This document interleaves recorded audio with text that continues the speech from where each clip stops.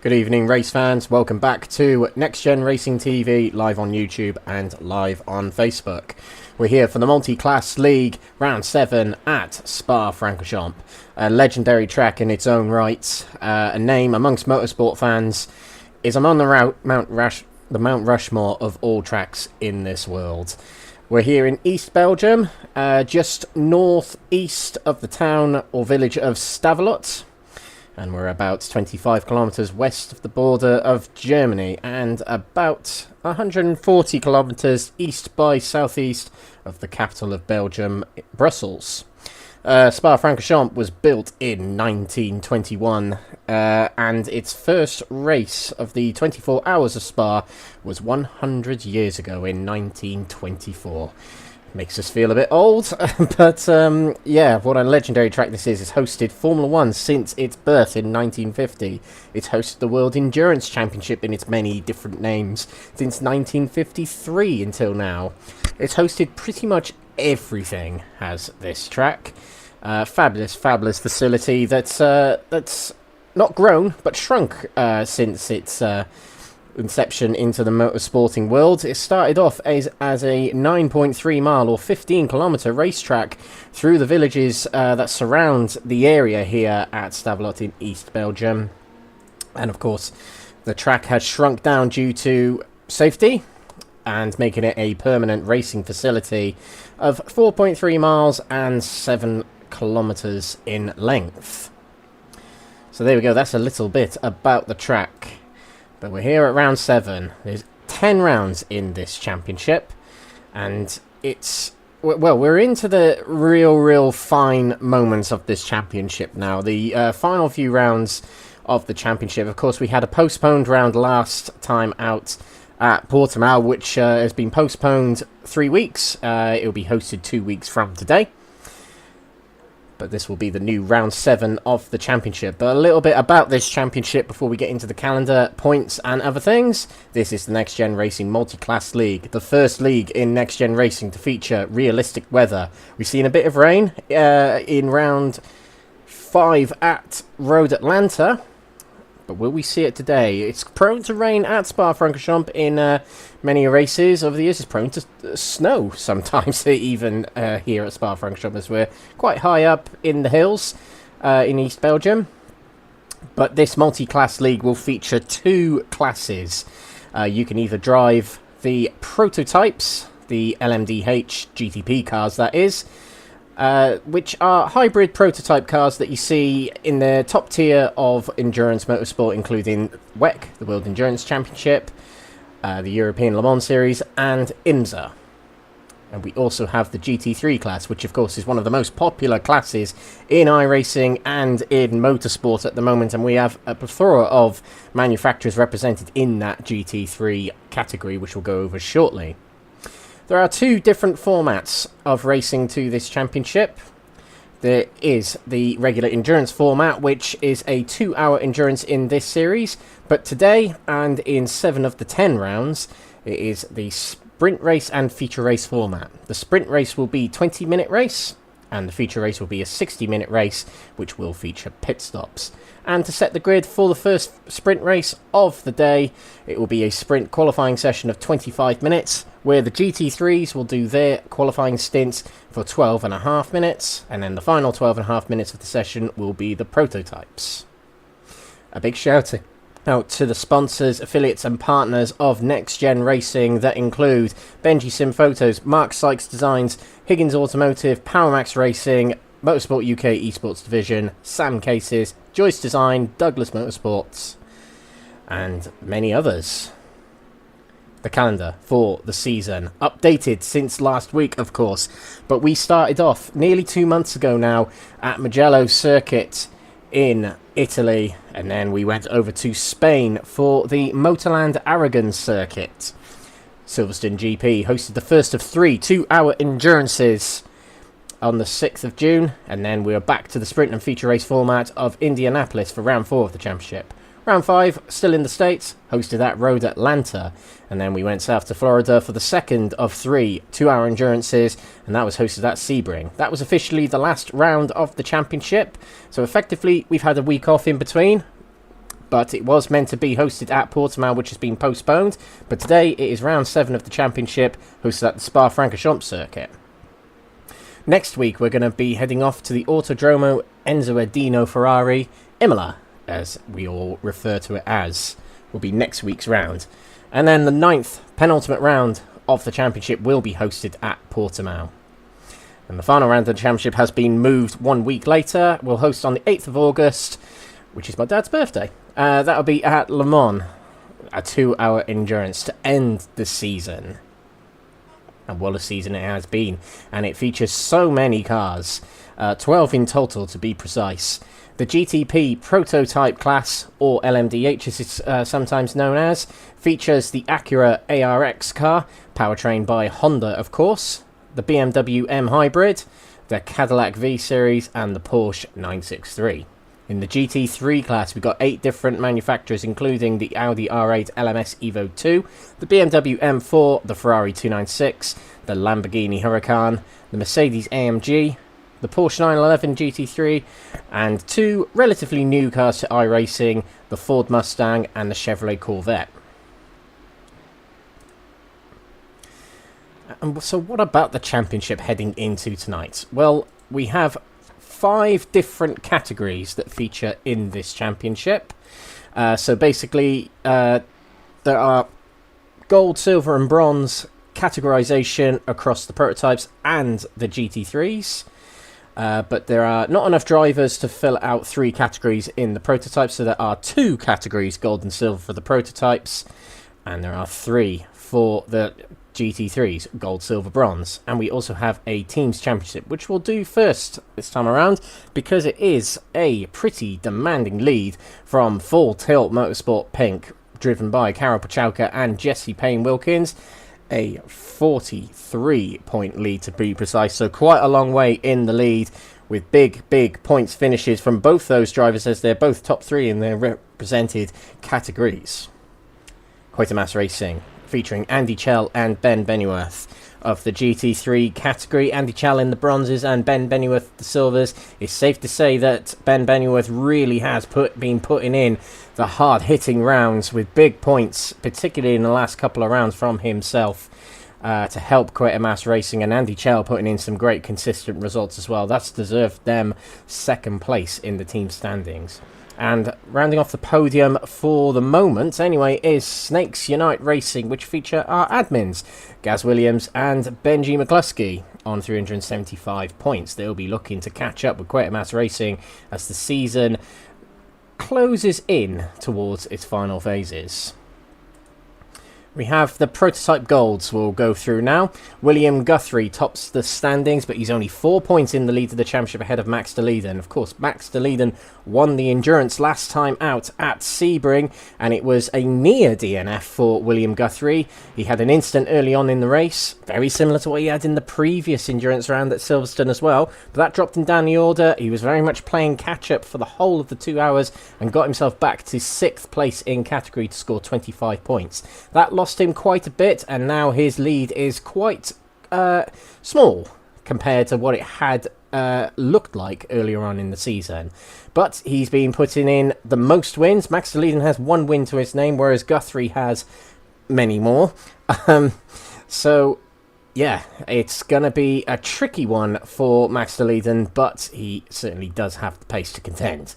Ben McCluskey's 3rd position of the prototype golds, with Gaz Williams, his teammate, in 4th position, and Hugo Silva rounding off the top 5. Over to the prototype silvers now, and we've got Diogo Sá at the top of the standings on 173 points. I can't see him in the server at the moment, so he might not be racing tonight, which is a bit of a shame, but yeah, he has a fairly decent lead ahead of Paul Williams, who also isn't racing tonight. Oh, yes, he is. I think he said on Discord he wasn't, but I can see him in the server. So today's a good opportunity for Paul Williams to close in on Diogo Sá at the top of the standings, who has missed 2 rounds already. So it is a big opportunity for Paul Williams to make up some points and really challenge Diogo Sá towards the end of the season. So keep an eye on that. Nathan Healy of Full Tilt Motorsport is in 3rd place in category, and he's just 10 points behind Paul Williams and 2 points ahead of Miguel Alpalau, who is a multiple race winner in this category. 4th place held by him in the eRacecraft team. And Dwayne Hoffman, who is not racing in the series anymore, he holds 5th place at the moment. Over to the GT3 Golds, and the familiar name on our lips on this broadcast in this championship throughout the season has been Karol Pucalka. He couldn't quite convert the win last time out at Sebring. He was pipped to the win by Kieran Smart, who has now taken over into the top 5 spots in the championship, but it was a very good win for Kieran Smart. But Karol Pucalka still putting in some stellar performances and a gigantic lead in the championship of, do the maths, Alex, near 60 points lead in the championship at this point, with drop rounds implemented as well, so that is net big championship lead for him. Gavin Gardner, 2nd place there, has been putting in some really decent results in the last couple of rounds, and he puts himself 2nd place, 14 points ahead of Full Tilt Motorsports' Jesse Payne-Wilkins. Ben Altria has had a consistent season, it's safe to say, and puts himself 4th place in the standings. And Kieran Smart, of course, hasn't attended a huge amount of rounds this season, but a win at Sebring puts him in the picture for maybe a push for 4th and even 3rd in the championship if he can get himself more races like what he had at Sebring. GT3 Silvers now, and it is a commanding lead for Ben Benneyworth.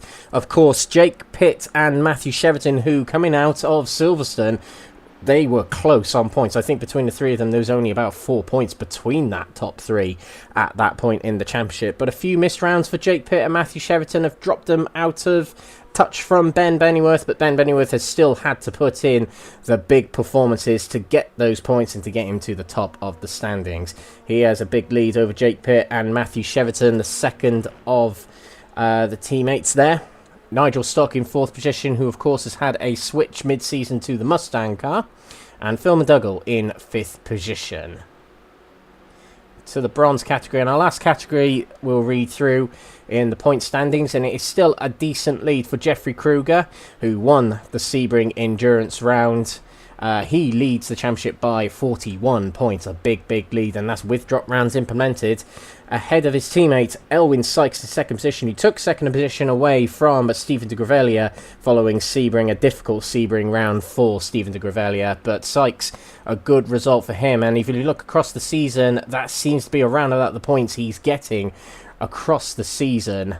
So big hitting points for him, and we'll see how he gets on for the remainder of the season. Stephen de Grevelier there in 3rd position, and Andy Rooney in 4th position, who had a good round at Road Atlanta and will look to repeat those performances later on in the season. And Andy Gell of Quatermass Motorsport rounds off the top 5. So there we go, that's the championship standings heading into tonight. Yeah, it's looking quite interesting across a fair few categories, actually. I think the main one to look out for is the gold category in the prototypes. And of course, that's this here driver here, Max de Leiden, who is one of the challengers for that top spot. And at the moment in practice here, he's 5th place in the prototypes. So he'll be hoping to get himself closer to the top of the standings. He's a 2.1 off at the moment, so you'll really be hoping for closer times when it comes qualifying and race time. Got a couple of new drivers in here, which is alarming because I haven't assigned them to any categories, so we'll have to see what happens to them as the night leads on.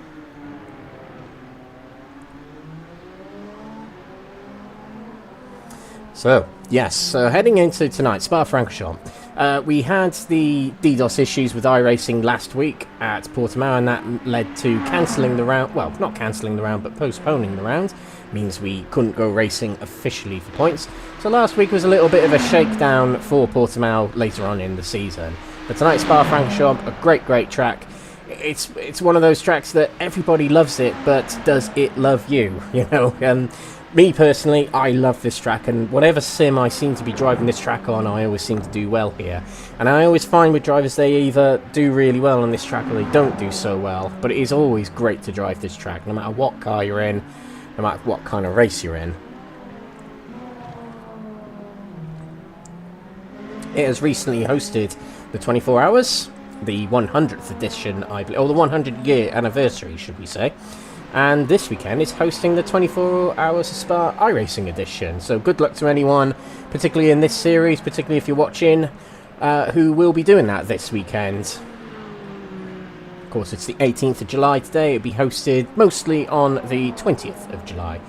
Practice has ended. We're going to head into qualifying now. And up first will be the GT3s, who will do a 12.5-minute stint to set their times. And then they'll hand over to the prototypes. So they'll head out on track very shortly, will the GT3s.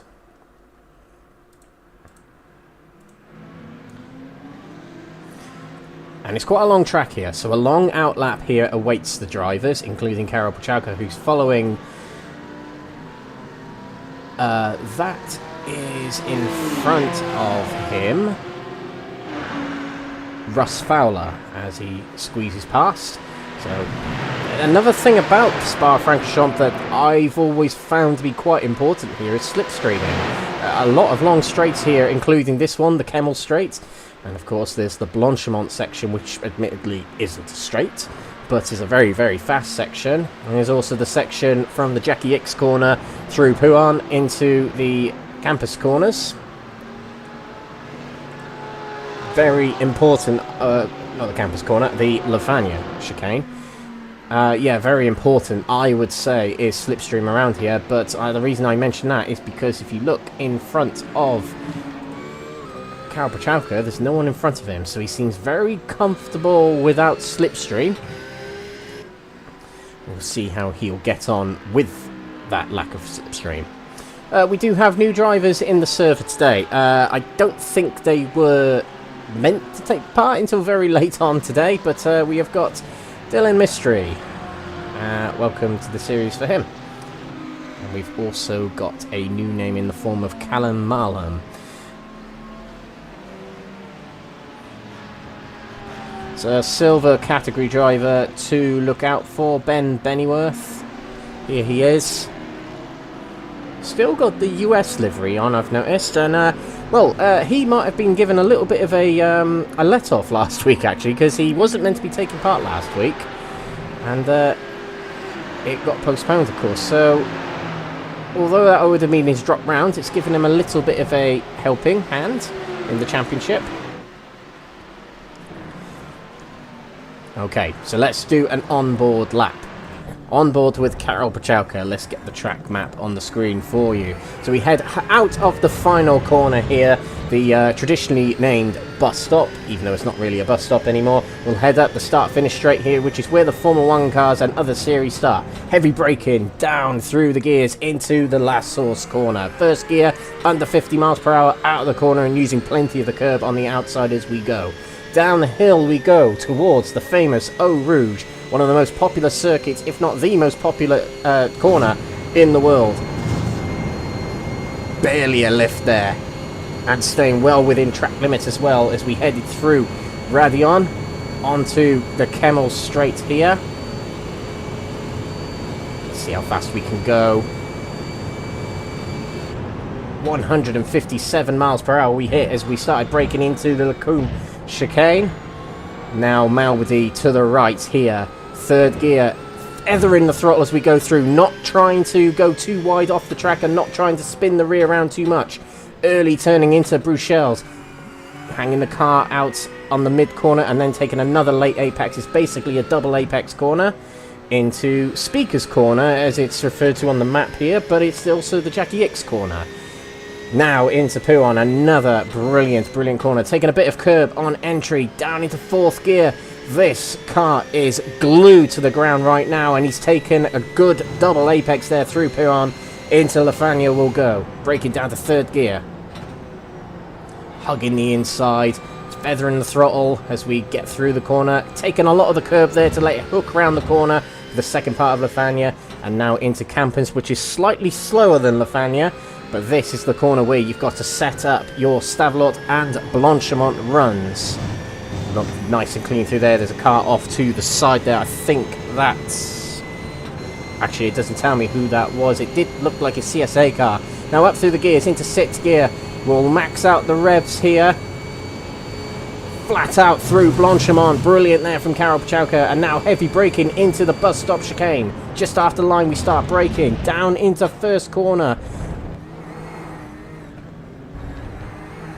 This looked like a very good lap. I'm thoroughly impressed with that lap. And as we come across the line, Ben Outro would be the first on the board, but Pucalka straight into the 2:17.9 times there. And to the top of the standings, already a second clear of everyone that is filtering through at the moment. Let's keep an eye on Jeffrey Kruger, as in the bronze category, he's leading the championship coming into tonight, and he'll be keen to extend that championship lead tonight. Ruben Pino has crossed the line in his bronze category e-racecraft car. As you can see, we've got an outline driving without a category at the moment. We'll probably fix them to a category based on what times they get later on in the session. But Kruger to the top of the bronze standings, just quarter of a second clear of Ruben Pino for now. Top of the silvers, it's Ben Benneyworth, and he has got rivalry this week from championship rival Matthew Cheverton, who's in the Mustang this time, should it be pointed out. The Aztec Racing driver, switching cars it seems. I think he was in the Audi last time, if I seem to remember right. Could be wrong about that, but yeah, switch of cars from Matthew Cheverton. See how he gets on with it. Okay. Russ Fowler, closest rival of Karol Pucalka at the moment, but a second down. So it's all to be done by this bunch in the golds at the moment.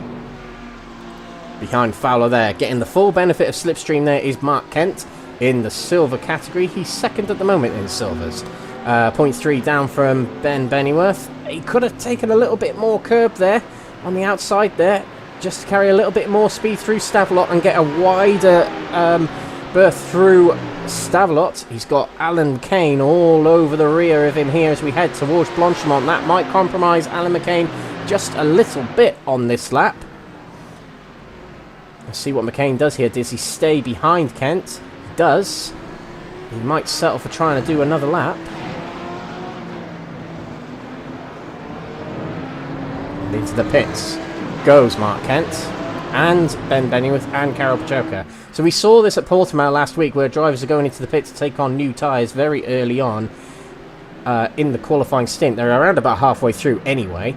So for them, they feel that fresh tyres in this qualifying condition, where they've actually got full fuel, they're not actually allowed to take fuel out of the car. You have to start qualifying with the same amount that you start the races. So a heavy car means that brand new tyres is actually the better of your laps, and you're not allowed to reset the car. So you have to come into the pits, you have to take the tyres and go through the pit lane. So it's close quarters to get the tyres on, get back on track and set another lap, because it's a long lap here at Spa-Francorchamps. 2 minutes 20, or 2 minutes 18 actually, is round about the average of what these drivers are doing, or 2:19.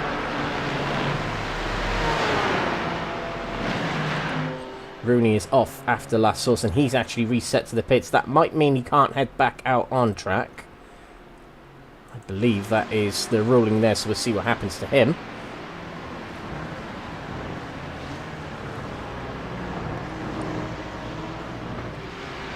Nigel Stock crosses the line in his Mustang to put himself into 4th place at the silvers, and Stephen de Gravelia following in the Crest Autosport machine, but the BMW version, puts himself 4th also, but in the bronze category. And that's what these two drivers here are trying to do. They're trying to tow each other along to get the best laps they can.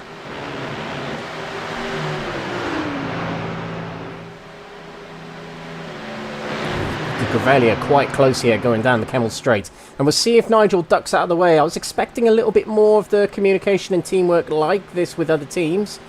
Nigel Stock not ducking out of the way, and Stephen de Gravelia stays behind Nigel Stock for this lap for the time being. Okay, let's see who else is out on the track at the moment. Benneyworth back out on track, I believe. Yeah, he's on an out lap at the moment, but Cheverton, his rival, stayed out, so we'll see if this is a decent lap from Cheverton. Across the line he'll come.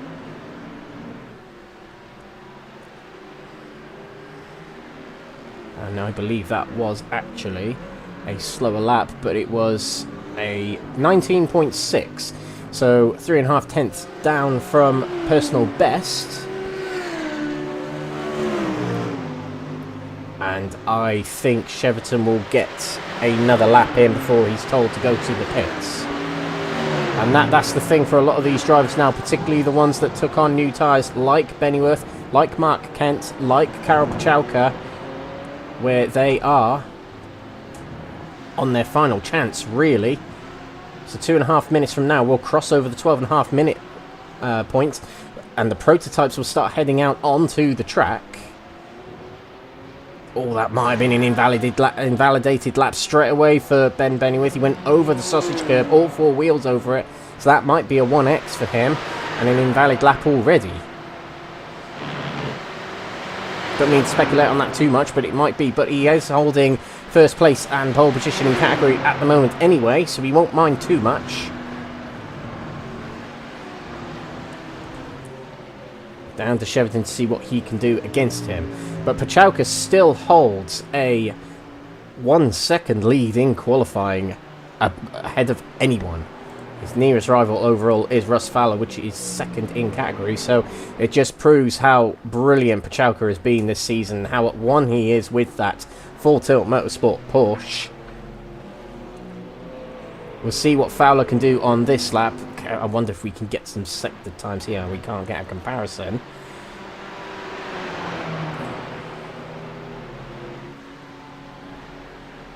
But see when he heads towards the line how he'll get on. 17 drivers set times for the GT3s at the moment. There's 18 GT3s in the field. Actually, there's more than that. But Russ Fowler takes to the pits, has decided, nope, that'll do it for me. I can't best my times, and I'm happy with 2nd potentially, is what he's thinking. Just seen Benneyworth has just been off the track. We'll get a quick replay snap of that. This is heading through Lefania and towards campus.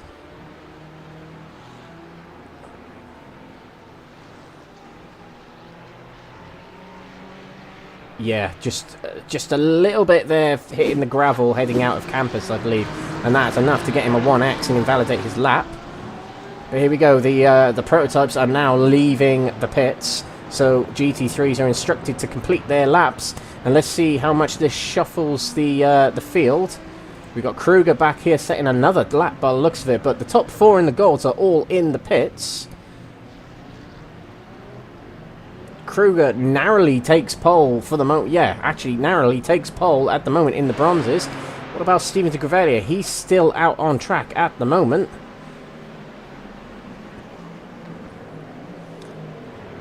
He might be able to challenge those top drivers in the bronze category.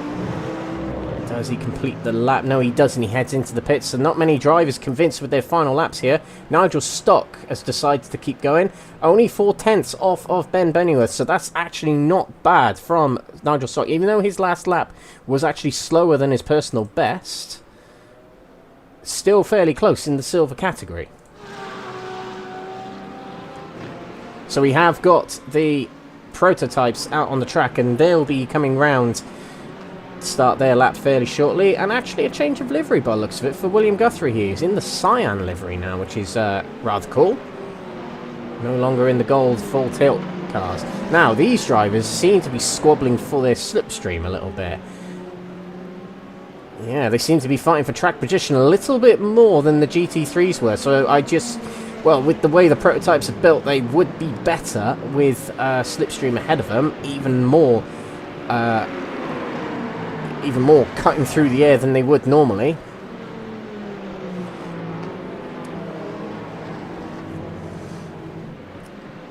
But Guthrie will be keen for a bit of a redemption round, shall we say. As last time out at Sebring, it all went pear-shaped at the start of the race, and he was chasing the race for the remainder of the race. And it's difficult when there's lots of points at stake, particularly when the when the endurance rounds score more points. So here we go. Guthrie heads to the line, warming up the tyres more, and we'll take a late entry into the final corner, and we'll slam the foot down to start the lap here at Spa-Francorchamps. Here we go. William Guthrie in his Acura ARX up towards La Source, braking down into La Source, getting as close to the curb as he can. Straight line exit, already above 100 miles per hour as we head down towards Eau Rouge. Flat out through here, let's find out. tiny lift there in the middle part of Eau Rouge, but still looked pretty quick. Into 7th gear, up to 190 miles per hour maybe. So nearly 189 miles per hour into Lecombe. Now into Malmedy. Feathering the throttle just like the GT3 Sue there, because it's one of those corners that's quite deceptive and can spit you out wide quite easily. I think a little bit of a missed apex on the entry to Bruxelles there. And into the Jackie X corner, taking a bit of the curb. Now down to Pouan.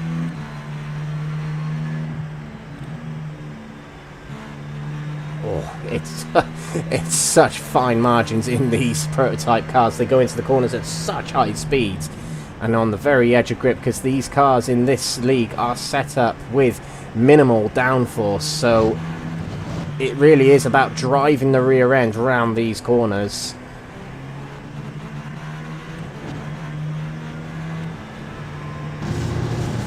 Now the final part of the lap, flat out, I assume, through Blanchimont here. But yes, just to remind you all, it is a fixed setup league, if you're not aware. And what that means is whichever car you get into, you are stuck with the setup that you are assigned on that car.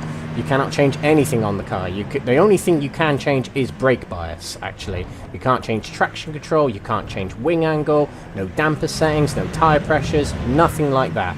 You have the car that you're given, and it is all down to driver skill. And Guthrie crosses the line, and he's a bit slower than Ben McCluskey, actually, but it looked like it still was a pretty decent lap, actually.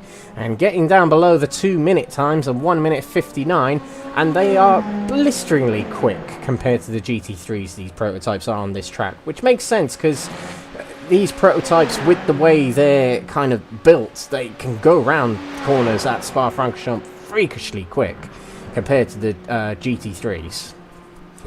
Look at that, there, it's 17 seconds at least quicker than the GT3s.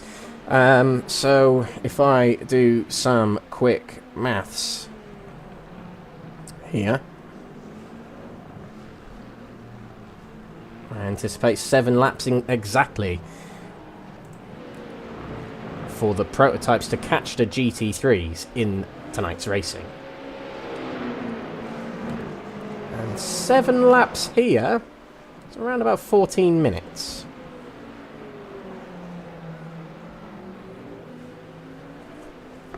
So Ben McCluskey tops the times at the moment in these prototypes. James McGaskill in the Aztec Racing silver prototype car here tops the standings there, and that is just ahead of Luca Monroe, who was the race winner last time out at Sebring.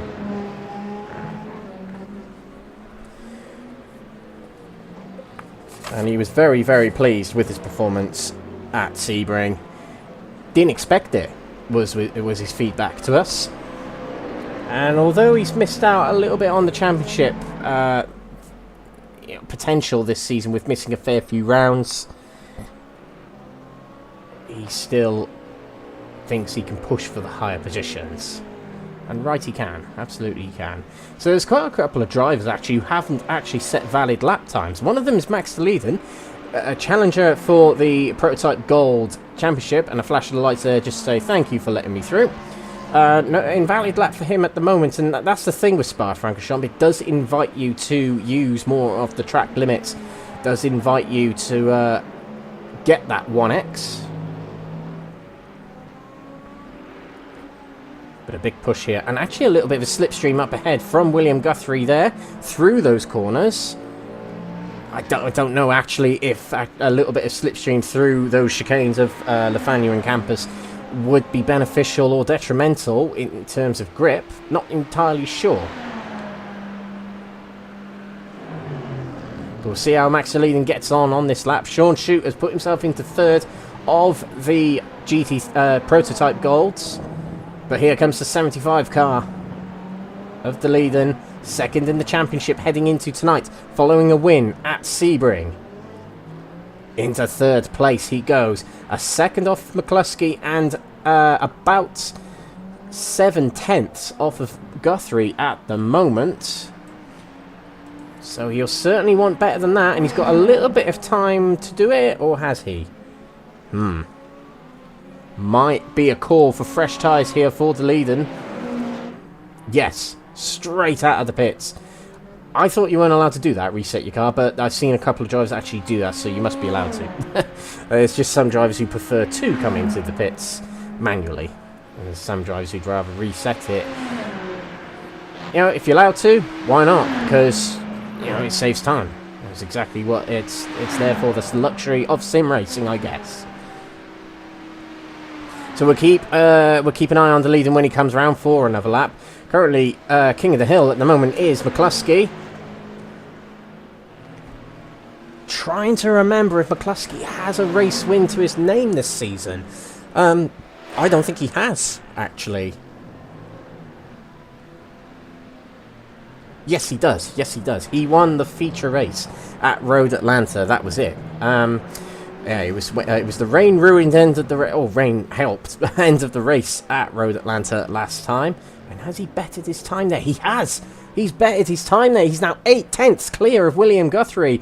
That is a statement of intent from McCluskey, the first of these prototype drivers into the 58. And that will be his final mark on qualifying. Beat that, says McCluskey. He must really like this track then. Oh, look at this. Gaz Williams into second place. 7/10 down from his teammate of Snakes Unite. But second place it is nonetheless. So these drivers really putting a claim in for this prototype category today. And to the top of the standings in the silvers goes Luca Monroe. So some real stamp of authority here from a lot of drivers. Let's see how Nathan Healy gets on. Third in the championship in the silvers heading into tonight. Kerwari, who switched from the GT3s to the prototypes, goes fourth. Healy here doesn't better his time, actually. A couple of drivers cross the line there. Max DeLeden's about to start his flying lap, so we'll get one more crack at it. Hugo Silva's just put himself into 7th place and 8th overall for the prototype golds.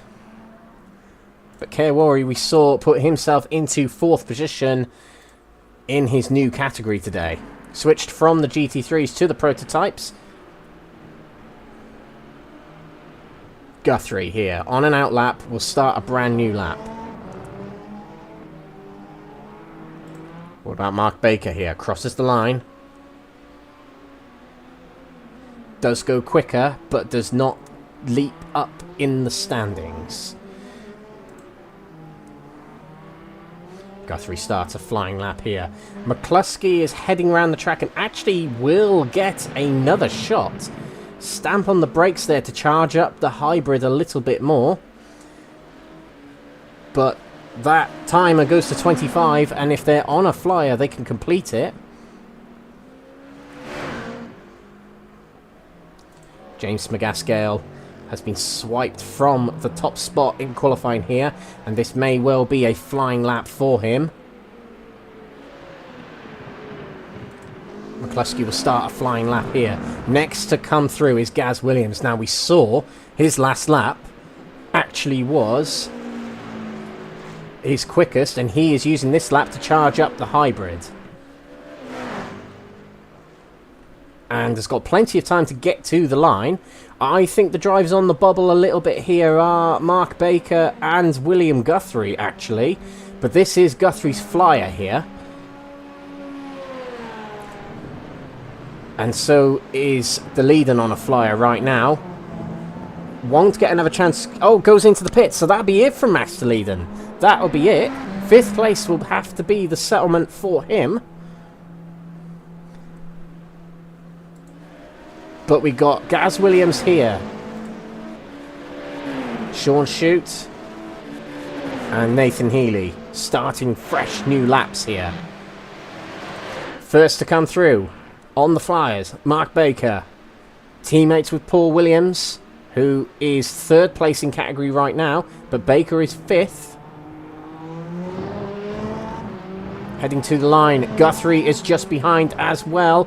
Approaching the line, Baker did go quicker, and Guthrie crosses the line. Doesn't go quicker. It's a couple of hundredths slower. Fantastic. Smile for the camera, William. But yeah, didn't go quicker. Went a few hundredths slower, did Guthrie. So it is looking like these two here of McCluskey and Williams, they'll be against each other from this point here. But what a dominant qualifying here for McCluskey. Probably, along with a lot of Pucalka's performances this season, probably one of the most dominant qualifying sessions of the season from an individual. And will he better it? No, he doesn't. He's 2/10 off. Still very quick. That still would have been half a second clear of Gaz Williams. But speaking of, Gaz Williams is still on a flyer here. Might not be aware that Guthrie has aborted his lap. Oh, might have hit a bit too much curb there and has washed out wide on the first part of the bus stop there. But across the line he goes, and there was a half spin back there from Sean Shute, and it is a quicker time from Gaz Williams. It's just below 7/10, but it's still second place for him. And across the line also went Nathan Healy. He is tied with Smagaskill for second place, but I think because Healy did his time last, that will put him third or second of the two drivers. So quite a thrilling qualifying session there from the prototypes. That was very, very, very fun to watch. So we are going to have Dylan Mystery there in an outlying class, or unclassified, shall we say. Most likely will go into the bronze category based on his time there, but we'll have to do that in the interlude between sprint race and the feature race. But we've had quite a good qualifying session there. We're going to head into the race now at Spa-Francorchamps. Quite a wide circuit, plenty of overtaking opportunities. So I think this is going to be a very, very cool race to watch. We'll see how this race will start with both grids being separate, I suppose. The prototypes go around about 5 seconds before the GT3s, or should we say the GT3s normally go about 5 seconds after the prototypes. But it might be a little bit longer today because the GT3s might want to hold themselves off before they get to the bus stop chicane for when the prototypes start. I imagine that's what they'll try and do. Or will they? Will Pucalka say, nope, I'm gonna carry on as normal? We'll see. We'll go through the grid now for the race as the drivers get themselves ready for this 7th round of the championship at Spa-Francorchamps. It is Ben McCluskey on the front row alongside his teammate Gaz Williams, and we've got William Guthrie, the championship leader, in third place alongside debutant to the category Keir Worry. Max DeLeeden in 5th position with Sean Shute in 6th position. Luca Monroe will line up 7th and pole position of the silver category, and alongside him will be gold category driver Hugo Silva. James Smagaskill in 9th position with Nathan Healy in 10th position. Paul Williams and his teammate Mark Baker line up on the 6th row. The first of the GT3s now. We've got Karol Pucalka in 13th and pole position of the GT3s yet again. Ben Altria in 14th position with Russ Fowler in 3rd of category, 15th overall. Jesse Payne-Wilkins, teammate of Karol Pucalka, lines up in 16th position with Alan McCain in 17th position. 18th goes to Edwin Simpson, and pole position of the Silvers is Ben Benneyworth. We've got Matthew Cheverton 2nd of the Silvers with Mark Kent, and Nigel Stock 3rd and 4th. Pole position of the Bronzes is Jeffrey Kruger with Ruben Pino alongside in 24th. Ian Manners in 25th position with Andy Rooney in 26th. Stephen de Gravelia and Andy Cho line up on the 14th row. Gabriel Papaconstantino in 29th, and newcomer debutant Dylan Mystery in 30th position. Toby Prosser, Eric Sivertson, Elwin Sykes and Davide Favo did not set times, neither did Callum Malham. So 35 drivers take to the grid tonight, another fabulous sized grid in the multi-class league here at Next Gen Racing on Thursday nights. And the pace car is leading us away. And this will be a sprint race, the first of 2 races tonight. And this sprint race is a 20-minute race. There are no scheduled pit stops from this race. It's just a simple race to the flag for 20 minutes. So two teammates alongside each other. They may try and tuck behind one another or in front and behind one another very, very early on here before they go into last source, which is a very difficult corner to go through side by side. So here we go. Straight away going for Ben McCluskey. Not quite. You have to go when the lights go green, and they do go green now. So off we go for round 7 here at Spa. And the GT3s are not too far behind either. Into turn number 1 we go, and there's a spin already. That's Kruger who spun on the outside there and just about avoids all the other drivers. What about the GT3s here? Heading into turn number 1 we go. Oh, and there was a contact between Rooney and Andy Chell there, and they go round. But Rooney ends up way further back than he would have wanted early on in this race. Down the Kemmel Straight we go, and already the prototypes ducking and diving out of slipstream, and to the inside goes Guthrie on Gaz Williams and takes second position here in the prototypes very early on. He sets his sights straight away on Ben McCluskey up ahead. Max DeLee, that's already up 1 place to 4th place, is taking a look to Gaz Williams already, heading into Bruxelles. And we've got Proto Silver here, up 3 positions overall to 5th place. Great start for him. Good start from Pucalka. Look at the lead he's already got. And Jesse Payne-Wilkins is his teammate, who's taken 2nd place. 3 places gained at the start there for him. But he's got Russ Fowler all over the back of him, and it's a crocodile of cars as we head through the Jackie X corner. Sideways from Cheverton, he had contact with Edwin Simpson there, and that puts him into the wall, and that is a championship in tatters if I've ever seen it. He's going to have to take it to the pits with a rear wing missing, and he can't control the car. Of course he can. There's no rear wing on that car, but he's going to try and get it back to the pits anyway. That might be championship ruined for Matthew Cheverton right there. Let's take a replay of that. He had Simpson on his inside, heading through the Jackie X corner, and we've got to take go a little bit further back actually. How much further back do I have to scroll? Come on. We will try and find that. In fact, we'll do this. We'll switch to Cheverton here. Oh, that's a little too far back. Right, come on, Alex. Sort your life out, mate. So this is heading through Malmedy. And that is Simpson ahead of Cheverton here. He goes to the inside. Wide goes Simpson.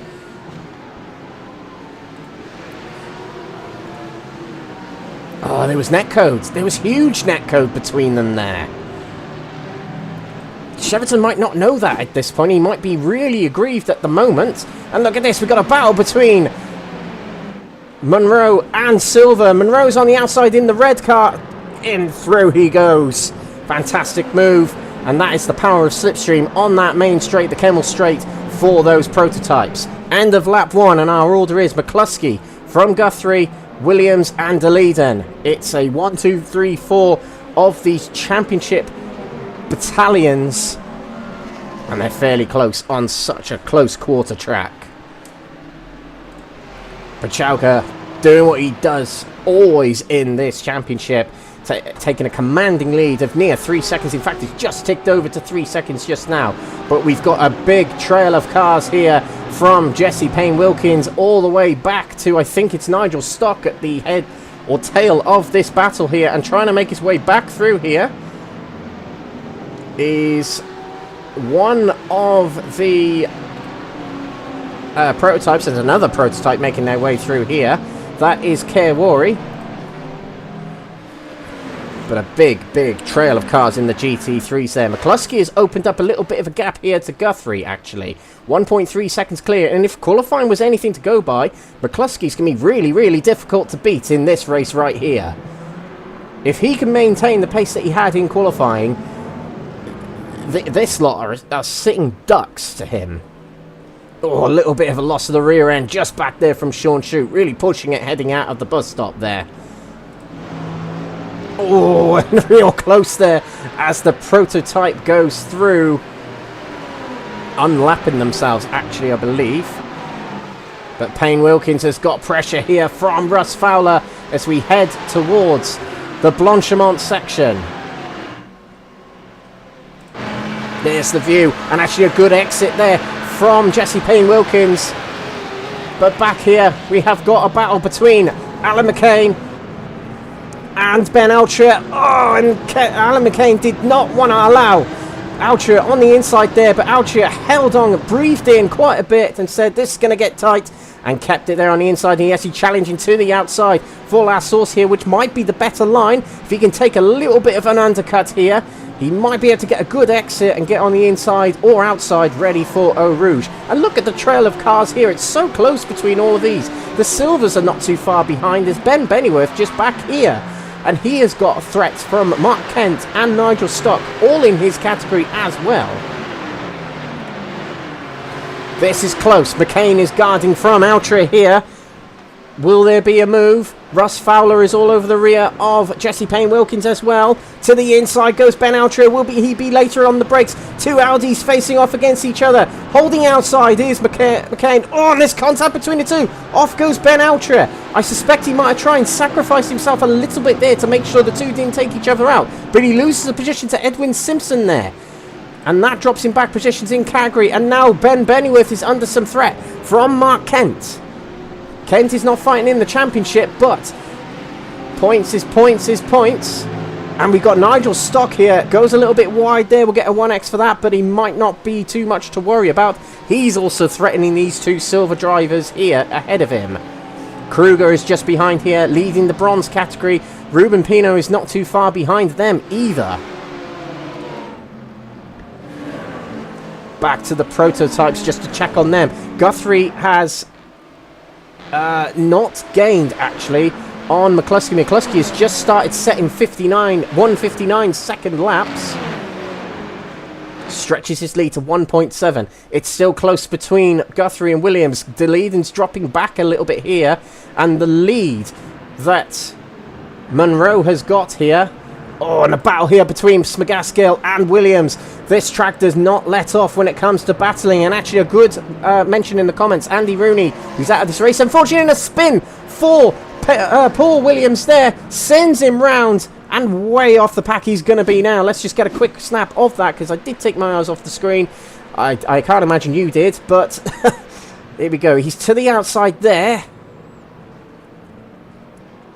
Oh, I think there was netcode involved there, but it's still one of those things where Paul Williams was definitely alongside, and if there was contact, you could say that Williams did have the inside going through that corner. But actually a good comment, valid comment from on YouTube from Andy Rooney, who is unfortunately out of this race.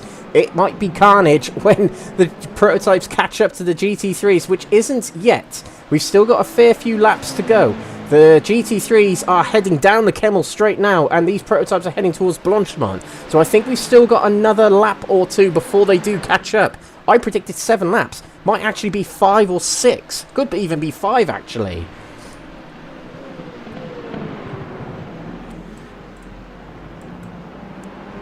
So let's catch back up with the GT3. Still so close between all of them. Nigel Stock takes a spin there and he takes out Ruben Pino with him. He just went sideways as he was going around Malbody then and could not catch the car.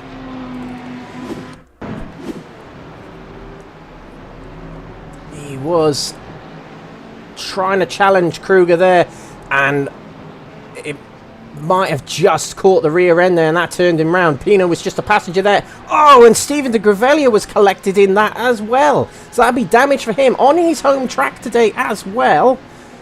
Real unfortunate, and he's crabbing the car already from that collision. So Crest Autosport with a bad run of form there.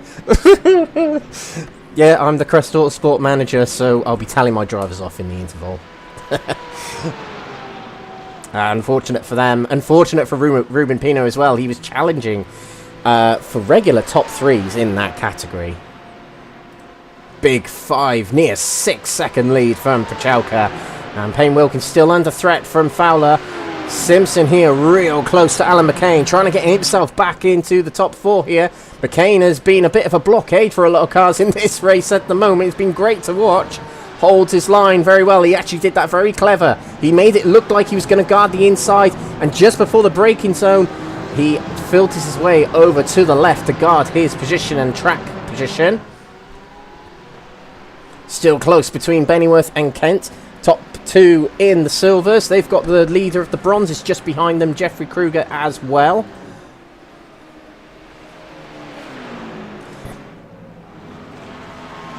And the prototypes are fairly divvied up a little bit here. That was Stephen de Gravelia going slow on the side there, creeping his way back to the pits. He'll try and get it back to the pits, and will try and get it back out on track to score points. Because remember, DNFs equals 0 points. Even if you can just finish the race, you still get points.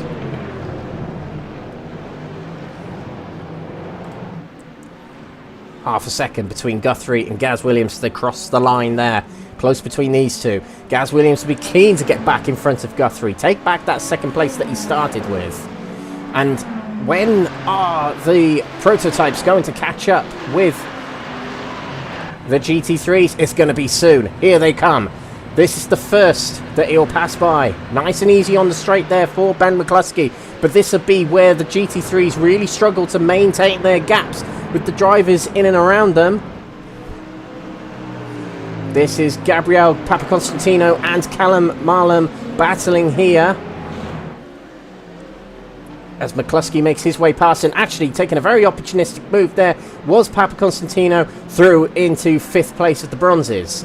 And now they've got prototypes to their inside, having to tuck in behind his Guthrie, and there was a little bit of contact between the two, but Guthrie muscles his way past. That could have been danger zone for Guthrie there, but he was determined to get it through. Nigel Stock ahead of them now, who's back out on track, still with a little bit of damage actually. He might be just trying to carry it on with the minimal damage that he does actually have. Think about it, Nigel Stock did have a little bit of contact with Ruben Pino, but he hit the wall front end, and that is Dylan Mystery, and he's had an incident on his debut here. Let's just see what happens, see if it involved another car. There is a prototype coming through. Oh, yeah. I'll tell you what, let's get a better angle of that. That is Luca Monroe. Yeah, there must have been Netco, because the car immediately repaired himself. But Dylan Mystery is still sent into the wall there. So it's a very strange iRacing mishap there that's caused that for Dylan Mystery. And look at all these prototypes passing through the GT3s now. McCluskey catching up with, I believe that's Ben Altria. Yep, Ben Altria dropped down lots of places. He qualified 2nd, but he's down in 7th. Williams drops off a little bit from the back of William Guthrie, and he's ducking, diving around the traffic through Eau Rouge, which is really tricky to do in any car, let alone these prototypes. And look how close to leading is getting because of that. Gaz Williams has to move out of the way, and through into 3rd place goes to leader, and just taking advantage of the slowing Gaz Williams there, takes back the podium spot, and that will be relieving for DeLeeden if he can maintain that, because that makes him lose less points in the championship to Guthrie. Silver category, Luca Monroe appears to have no damage from that netcode incident a lap ago, and he has got a commanding lead over Smagascal here, who's battling with Mark Baker. Oh no, he's not. Mark Baker is a fair bit back, near 4 seconds back, but a top 3 for him at the moment. His teammate just behind here. GT3s. Pucalka near 7-second lead. I've got a sneaky feeling this might be one of his favourite tracks actually, because this is a real dominating drive. If McCluskey's had a dominating qualifying, this is a dominating race from Pucalka. Different categories albeit, but he has been the main figure of this championship throughout the season, it's got to be said.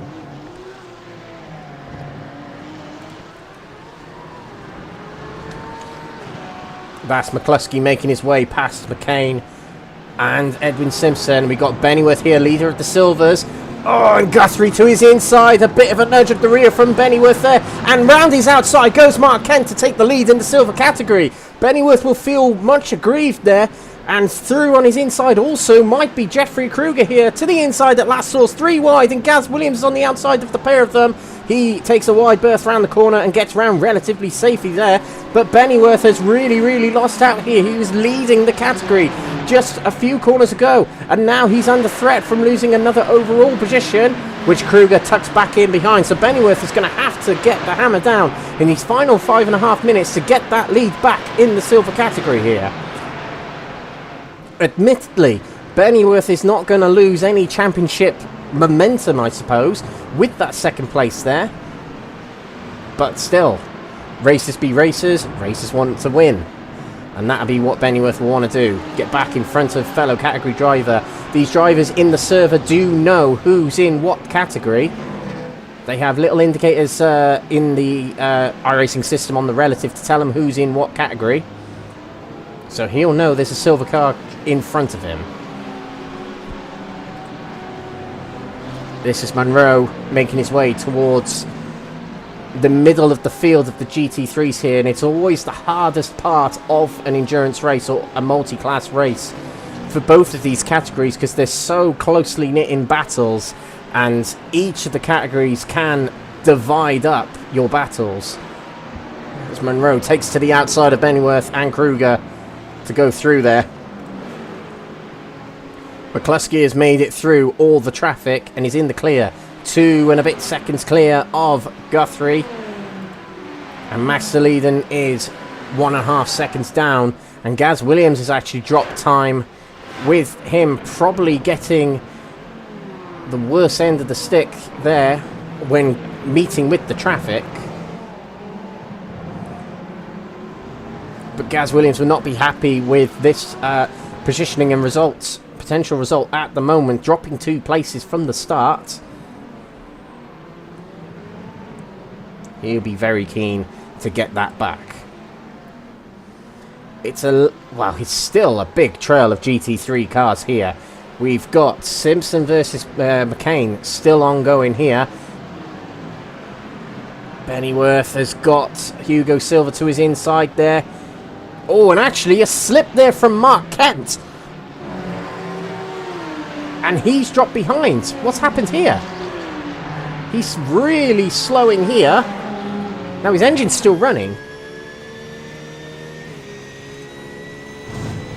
Getting it going again. But let's see if we can get a quick replay of that.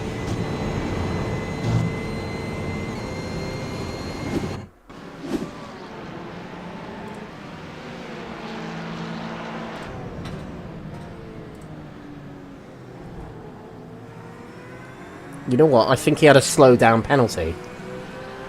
Yeah, that can be the only thing that explains it. He had a slow down penalty and he had to serve it after last source there. He probably picked it up coming out of the bus stop.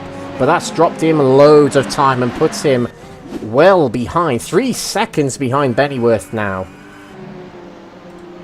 Benneyworth's going through the Jackie X corner. And back here is Mark Kent. So that is a little bit of a lifeline for Benneyworth, but he'll take it. He'll feel he deserved that first place anyway, because it was a prototype car that potentially put him out of that position in the first place. But I'm not a steward. Bronze category. Let's have a look in the positions further down from Kruger, who's safe to say is dominating that category. Should put him in the silvers next season, definitely. He'd be pretty competitive in that category. But Sykes here, 2nd in the championship, 2nd in the race. So a good result for him so far. And compatriot, Davide Favo and teammate in 3rd place here. So it's a good showing from the CSA cars. 1, 2, 3 in the bronze category at the moment. Andy Chell here in 4th place, a little bit further back from Favo, but we'll be keen to catch that back up. And of course we have got the reverse grid feature race to look out for. And that's the thing, if drivers can keep themselves going in this race and finish the race, they can get themselves to the front of the grid for the feature race later on. On a track like this where, you know, it's difficult, well, it's I wouldn't say difficult for multi-class racing to lap one another, etc. But it really can disrupt a lot of battles, and we've seen that in this race so far tonight.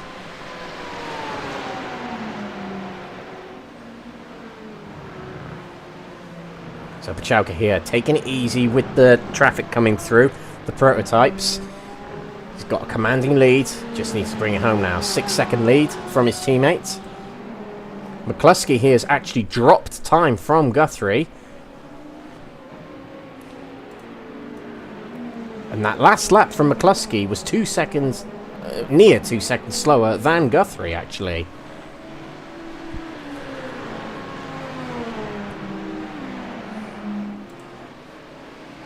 So, yeah, a flash of the lights from Guthrie there to say, I'm catching you, Benji. Don't slip up.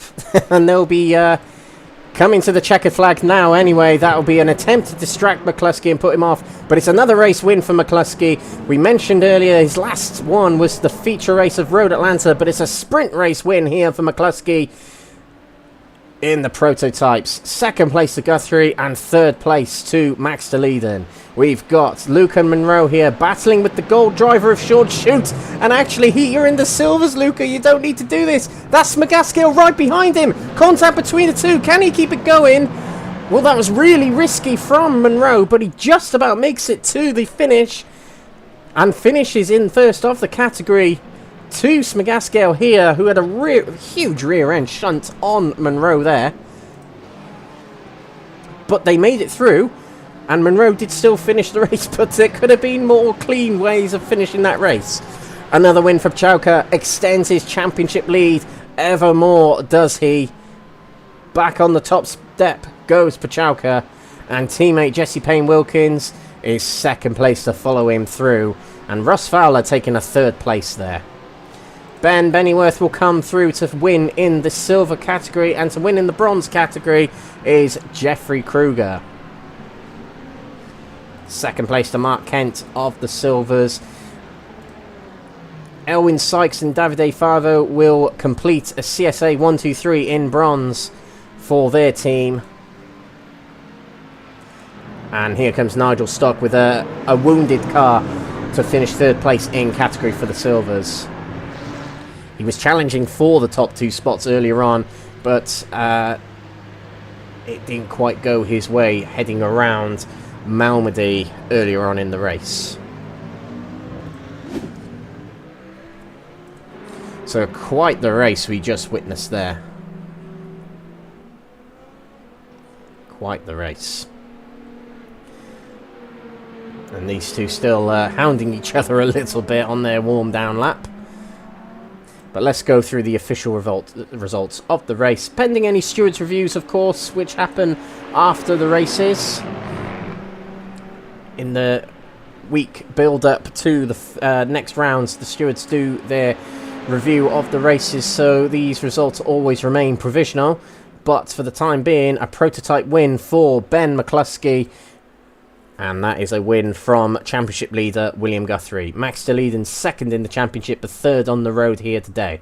Gaz Williams takes fourth from Sean Shute, and Kerr Worry in sixth position. Hugo Silver potentially a lap down or a DNF for him. And Toby Prosser did not start the race. Prototype Silvers, it's a win for Luca Monroe. But might be a steward's investigation with that final lap incident there between him and Shute and Spagaskill. But the aforementioned Spagaskill takes second position in the category, just second behind. Paul Williams third place, he took it from Mark Baker towards the end there. And fifth place round off for Nathan Healy. GT3 Gold. Karol Pucalka takes another win in this championship, and he might well be able to set himself up today and next week for an early championship win. Jesse Payne-Wilkins, his teammate, second position, just 6.5 seconds down the road from Pucalka, and third place to Russ Fowler. Fourth place to Alan McCain. Good battling and good defending in that race from what I noticed. And Edwin Simpson, fifth place, with Ian Manners in sixth and Ben Alcher in seventh. Over to the silvers now. And it is a win for Ben Benneyworth. Had to fight for it. Mark Kent gave him a very, very good battle there throughout the race. But second for Mark Kent in the end. Nigel Stock taking third, and a DNF for Matthew Cheverton, as we saw, had an incident heading into Pouan early on in the race. Bronze category, Jeffrey Kruger with a demanding and commanding lead in that race. Bronze category win for him, and yet another and he is getting himself towards early championship winning potential. CSA 123, as we mentioned, Elwin Sykes second in the championship and second on the road here, 18 seconds down from his teammate, and Davide Favo in third position. Andy Chell takes fourth position from Gabriel Papaconstantino in fifth position. Finishers but a lap down were Stephen de Gravelia, Ruben Pino and Eric Sivertson. Andy Rooney did not finish the race, unfortunately. Well, there we go, ladies and gentlemen. That was race 1 of the night. We're going to head away for a quick break, but when we come back, it will be the second race of the night. Round 7, feature race coming up very shortly. Enjoy the interval where we'll show you some pictures taken of the last round at Sebring by Benji Sim Photos, one of our sponsors of this series. Grab yourself a drink. We'll see you in just a moment's time. Be right back.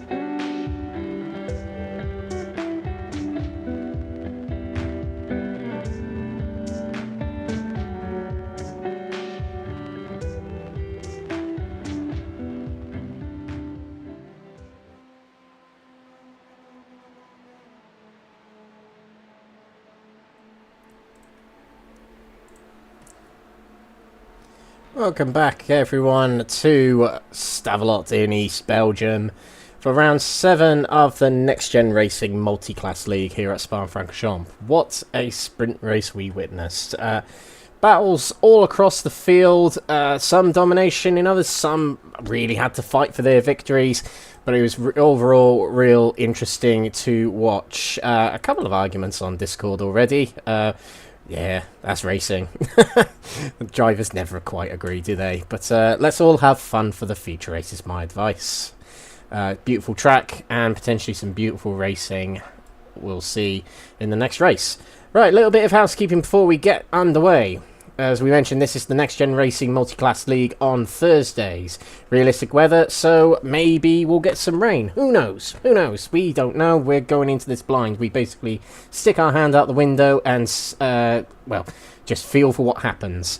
But we have got the sprint race and feature race format in tonight's race. We've already done the sprint race, and it will be a reverse grid of each category based on their qualifying results that will feed the grid for the feature race coming up. So each category reversed. And this feature race coming up is a 60-minute race with pit stops that will feature. So we'll see around about one scheduled pit stop from every driver in this race. Shout out to the partners, affiliates and sponsors of Next Gen Racing. That include Benji Sim Photos, Mark Sykes Designs, Higgins Automotive, Powermax Racing, Motorsport UK Esports Division, Sam Cases, Joyce Design, and Douglas Motorsport. This is the calendar of the season we're undergoing, and we started off nearly 2 months ago at Mugello. Round 2 was then at Aragon in Spain, over to the UK for round 3 at Silverstone, triple header in the US, Indianapolis, Road Atlanta, and the 2-hour endurance at Sebring. That was 2 weeks ago. Today we're here at Spa-Francorchamps for the 7th round of the season. Next week we're off to Imola, the Autodromo Enzo Edino Ferrari, near the region of San Marino in Italy, eastern Italy. So it's not too far from Mugello actually, Imola is, but it's a beautiful track. Referred to as God's racetrack, Imola is sometimes. It's a beautiful racing facility, but it's gonna be hard to overtake there. I just know it. It's quite a narrow track, and there's not many straight sections on this track, and there's not many straights that are long enough to get the power up and get alongside drivers. Might be a bit easier for the GT3s, but for the prototypes it's going to be very difficult, I imagine. But that's what's going to make the racing exciting at Imola next week. And then we're back at Portimao. It was called off last week. It became a little bit of a shakedown last week. But it's going to host round 9 of the championship on the 1st of August. And the final round that was meant to be on the 1st of August, but will now be on the 8th of August, will be at Le Mans, 2-hour endurance for the final round of the championship. I'm really looking forward to that. Le Mans is one of my favourite tracks.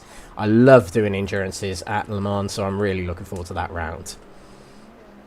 And these are the cars that feature in this championship.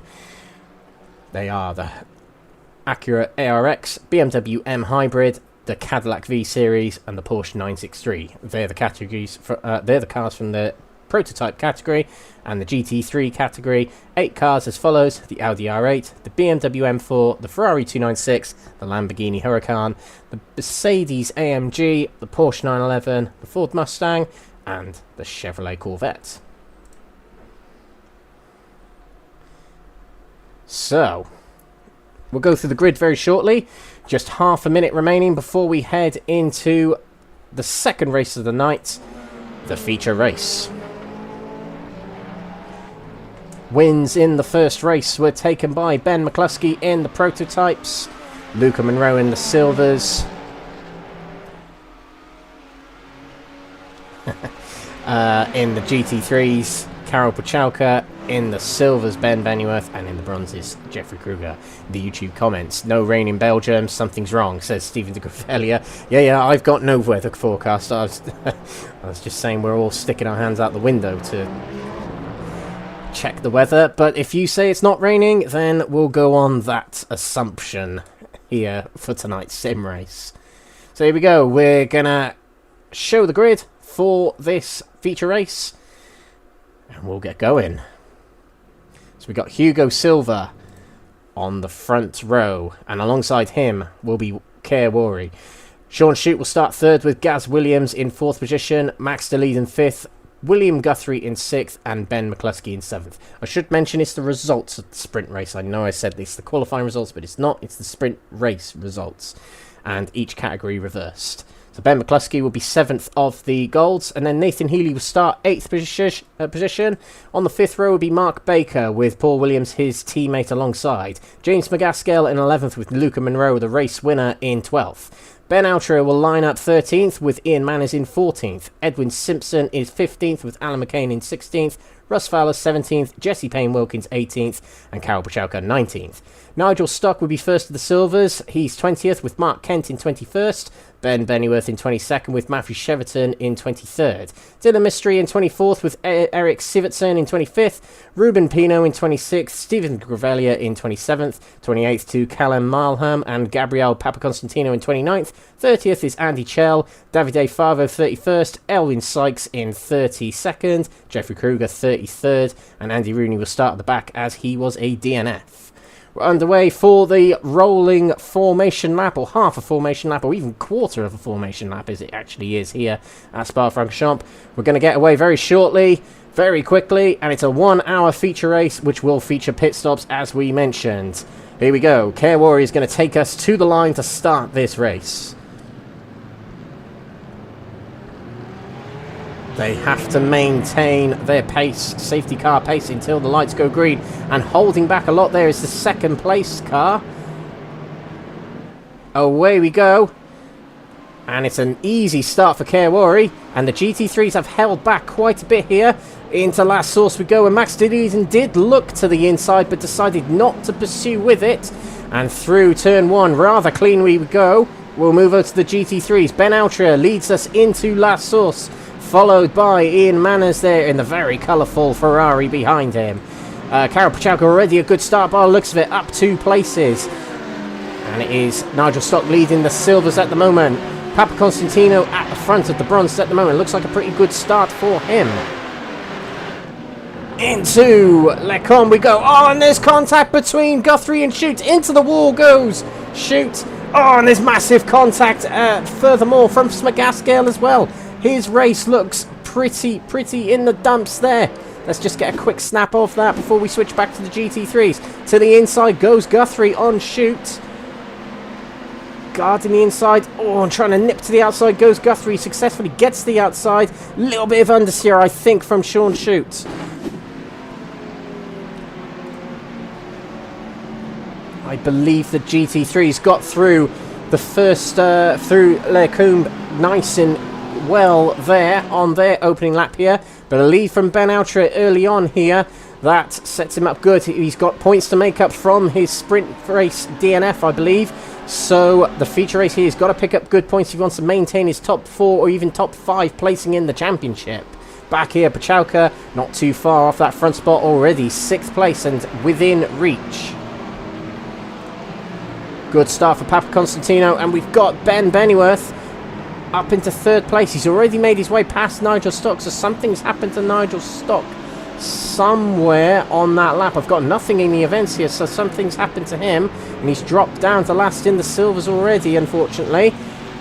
Stephen de Gravelia 2nd here on home turf tonight, remember, and he'll be hoping for a good result. He didn't have a good opening race, so he definitely will be hoping for a good one here. Meanwhile, in the prototypes,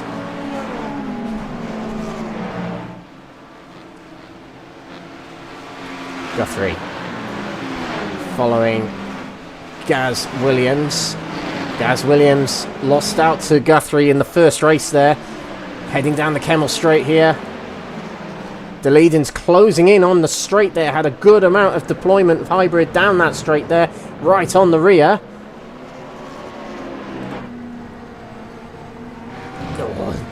I did see in the Discord, Guthrie was mentioning that the Acura is pretty tricky on this track, actually.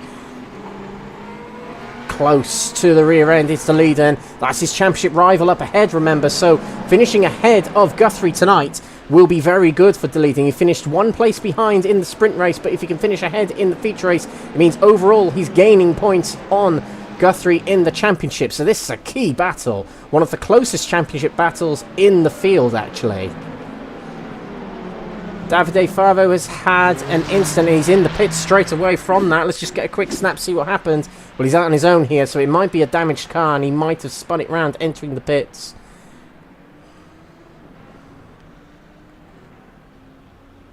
Actually, no, nothing's happened to him there. So, yeah, it might just be a little blip in the timing screen, thinking he had a crash, but he didn't.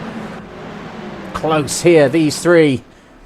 1, 2, 3, they were in the sprint race. To the outside goes De Leeden. Guthrie guards the inside, but nice late braking from De Leeden. Can he keep it to the outside? And now the inside for the next corner. No, he can't. Guthrie holds it off. He powered through the first part of the bus stop chicane very well indeed. All of this is going to allow Gaz Williams to stretch away at the front there as he closes up on Kerwari. Out of last source we go. McCluskey, the race 1 winner, will be very keen to either get a jump on these guys in the pits later on or just get past these guys and drive away immediately. He was kept honest in that sprint race by Guthrie. But how will he fare in this race as tyres degrade? Fuel is considered, pit strategy is considered, good out laps, good in laps, etc, etc. Very close again is De Leeden. And we've got Luca Monroe sniffing around these gold drivers here, not too far off the back of them and opening up a gap of near 3 seconds from Nathan Healy back there in second position. Meanwhile, Ben Alshire has a good lead in the golds at the moment. He's broken away by near 2 seconds from Edwin Simpson, who's got himself ahead of Ian Manners. Pucalka's up to 5th and he's right behind Alan McCain, almost pushing him down the hill here as we go through La Source. Sorry, Eau Rouge, not La Source. Backs off a little bit before the start of Eau Rouge and gets a slipstreaming run down the straight here. He'll go to the inside, but McCain has got a little bit of slipstream right ahead of him. But still a good run into Lecombe for Pucalka. Holds the inside, nice and late braking. Oh, and there was contact between the two, but they just about get away with it. Russ Fowler is almost pushing McCain around the corner there. And here comes a prototype through. That is Smagaskel. He's unlapping himself, having came into the pits. And to the inside goes Fowler. It opened up with McCain being isolated on the outside there, but he has the inside for the Jackie X corner. But a nice exit from the corner there from Russ Fowler. He might be able to try and move going into Pouan down the hill here. Not quite. He's going to hold it here. And up here we've got Pucalka challenging on Ian Manners, and sideways went Pucalka, and he just about kept hold of it. A little bit of the flash of the lights there from Pucalka, so I wasn't very happy about that. But to the outside goes McCain, trying to take that position back, and he's going to have the inside for the next corner. Yes, he does. Back in front goes Alan McCain.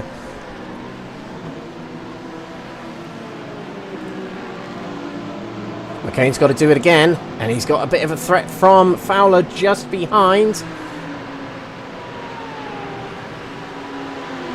Payne Wilkins is back here. Remember, teammates with Pucalka might try and help him out if he can get himself up to the back of his teammates. We've also got the Silvers here as well. Mark Kent and Matthew Cheverton. Cheverton DNF'd from the first race, so he'll definitely want some redemption in this race right here and get some points back. Pucalka to the outside of McCain. He holds the inside and gets straight back past in the bus stop there. Bit of contact between him and McCain. It sent McCain squirrely on the exit and Pucalka wide on the exit. A flash of the lights from McCain there. That might have been a sorry, I'm not sure. It might have been a you did something I didn't like. Fowler on the inside of McCain there. McCain holding it very tight on the inside, but they just about give each other just enough room. Still side by side as they head towards Eau Rouge. McCain definitely doesn't have the optimal line going through here. Fowler's going to be able to get himself in front, but a good exit here from McCain. That's a very good exit actually from McCain. Back alongside he goes. McCain's been brilliant at his rebounding and defensive driving tonight, it's got to be said. But down the middle here, splitting them, is Jesse Payne Wilkins. He's going to try to the outside at Lecombe here. Into the corner. He has the inside for the next one, and will he get it in front before Malmedy? He might well have done it. No, he hasn't. Still alongside is Alan McCain. He will not give up. He's been relentless in this race so far. He might have the inside into Bruxelles. Not quite. Through goes Payne Wilkins. Oh, and a bit of battling there for Cheverton, trying the inside of Mark Kent, but couldn't quite make it convert.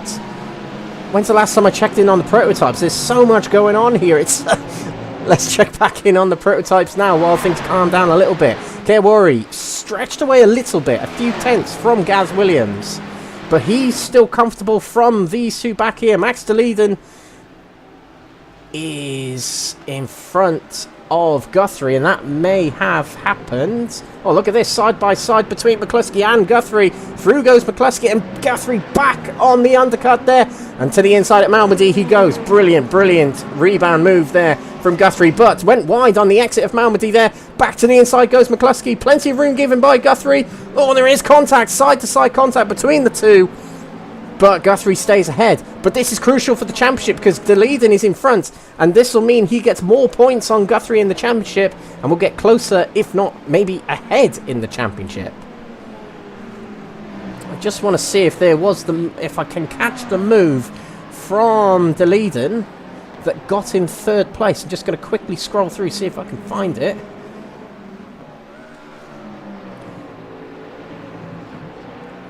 I don't think I can, actually. I don't think I can see it.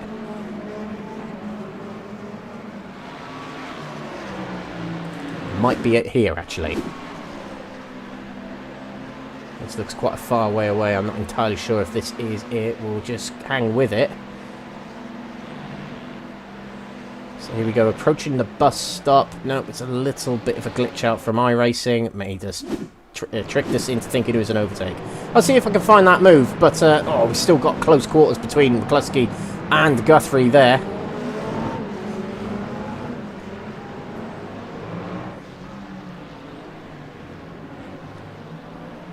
Divvied up a little bit between them as they go through the bus stop there, but it all closes up on that back straight, the Kemmel Straight. That's where it really closes up for these categories, these prototype cars here.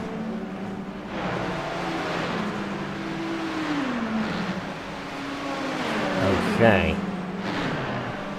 Let's see if McCluskey can make something of this straight here. Probably not close enough to make a move,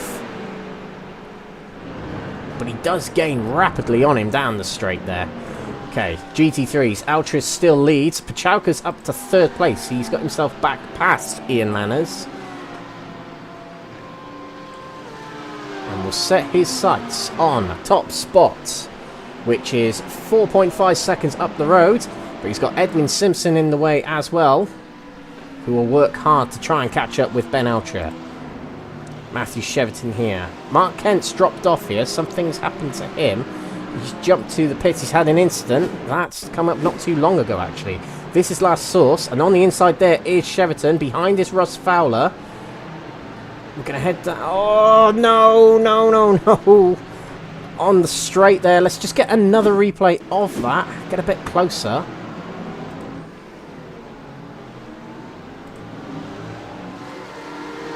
Oh. It's a hard one to judge, but that'll be one that might end up going to the stewards, actually. One of those where one driver thinks it's the other person's fault and another driver thinks it's the other person's fault. Might be one of them incidents, but it does promote Cheverton to the lead with Ben Benneyworth right behind, and it does mean Mark Kent is potentially out of this race or taking a tow back to the pits and will get a repair and will head back out. Gabriel Papaconstantino having a good race here. He's mixing it in with the silvers at the moment, but Jeffrey Kruger's not too far behind. He was mixing it in with the silvers in the first race, actually, the sprint race. So, straight up between him and Papaconstantino. I have been waiting for them to battle, actually. They're two, I think, two very closely paced drivers that could have a good battle here. So it'd be good to see that when it happens.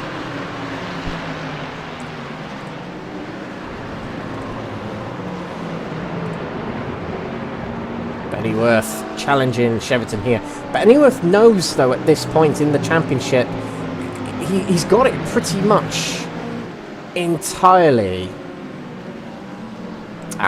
Mark Kent, let me know if you're out of the race. He's just commented on YouTube saying, no, it won't. My fault entirely. That's fair enough. You know what? I appreciate a driver although I'm not one, that holds their hands up and admits when they've made a mistake. So credit to you. But like I said, I'm not one of them. Right, here come the prototypes. They're heading through and lapping the GT3s now. Gaz Williams has got a hold off Max de Leeden, and actually de Leeden has caught up with Gaz Williams quite a bit in the last few laps. This is going to be real tentative moments for these prototypes. And look how close all the GT3s are, and they're ducking and diving all over the place are these prototypes. Gaz Williams backs out of overtaking Cheverton there into Campus, and de Leeden just says, nope, I'm going for it, and it makes Cheverton go wide a little bit there. He's got to be careful he doesn't lose out to Benneyworth, see. GT3 side by side, that's McCain and Russ Fowler as the prototypes come through there. Let's keep an eye on that battle. McCain actually get back in front, but he went wide a little bit there. It means he'll get a 1X. There's only so many of them you can get in a race before you are given a penalty, so you've got to be very careful of that. These drivers are informed on their HUD of how many incidents they have. Here goes Gaz Williams flashing lights to say, I'm coming through, beware. And we have got so many of these prototypes close together. Again, it's 4 abreast here in the prototypes because it's closed up because of the traffic here. McCluskey actually dropped off a little bit there, and actually we've got an incident further back. Healy has taken a spin. He's in the pits. So he's had an incident and he's had to jump to the pits. Now, who's he battling with here? That might be Paul Williams or Mark Baker. Oh no, 2 into 1 there. Williams went a bit wide, but I don't think Healy quite knew he was still there. That's my fair assessment of that, and that actually sends Healy into the wall and needs a repair already in this race, unfortunately for him. He's 3rd in the championship coming into tonight, so he'll have that on his mind, potentially. But he can get himself back out on track and still get some points from this race. That's the thing you've got to remember. Finishing means points. DNF means no points. Andy Chell has had an incident and he's in the pits. He's on his own here, heading towards the bus stop.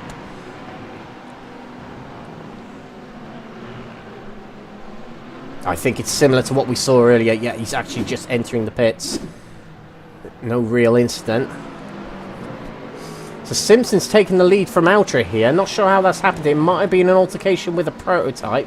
Let's see if I can find that move between them. Oh, as Luca Monroe squeezes through on Ultra there. That was close.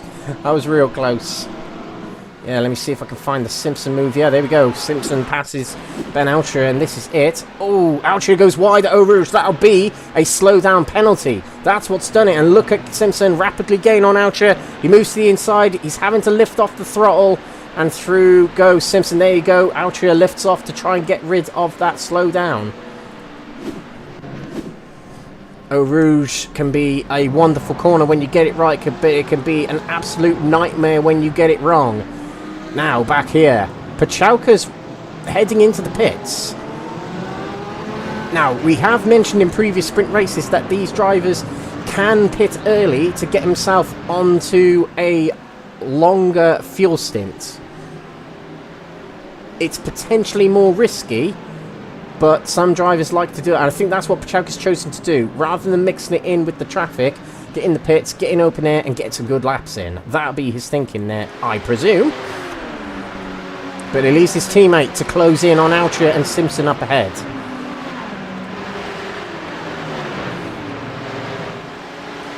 Back of the Silvers, Cheverton still in front of Benneyworth. Opened up a little bit of a gap. Still close. Not quite out in the into the clear yet. A little bit of damage on McCain's front end there, but it doesn't seem to be affecting his pace. He's doing really well tonight, actually. He's one of his best nights, I would say, from Alan McCain. A strong 4th place in race 1. And his battling's been really good.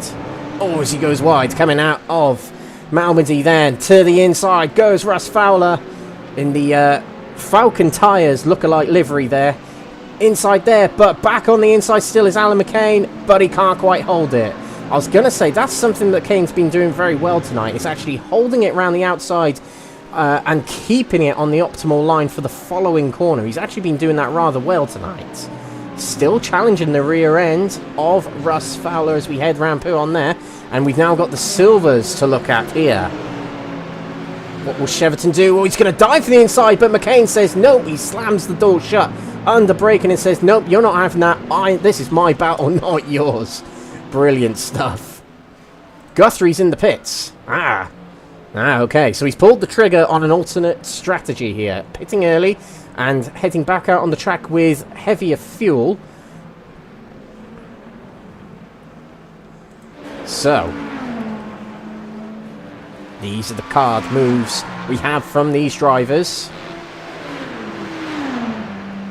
These drivers will see that and they'll react to that. McCluskey, our race 1 winner. Not as close to the leader and Gaz Williams as he probably would like. But we just cannot ignore Care Worry has just been running away with this at the moment. We haven't really given him much attention. But he's just running away with this whilst the 4 main protagonists of the championship here, he's just romping away with a potential win here. In his debut to the category, he was a GT3 driver and he's decided to switch over to the prototypes. I think it does mean he surrenders all his points, but before today I think he only actually attended 1 or 2 rounds anyway.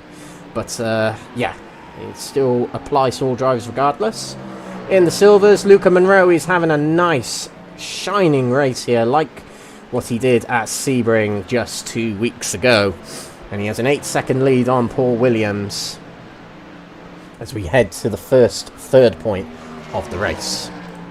Simpson leads the GT3s. He's actually got a very decent lead over Ben Altria back here. And he's getting hounded by Jesse Payne-Wilkins at the moment. Over in the bronze category, it is close between Papa Constantino and Kruger. Now, Kruger has caught up to the back of Papa Constantino, who's got Nigel Stock ahead of him to help him along. But the South African driver of Kruger here, dominating the bronze category, will be looking for another #1 trophy from today's race. But this, as I mentioned earlier, this is a battle I've been looking forward to between these 2 drivers, as they seem fairly close on pace. And we'll see how it unfolds between these 2. Oh, hang on a minute. Right. I've just seen that Karol Pucalka entered the pits, and it might have been for a certain reason.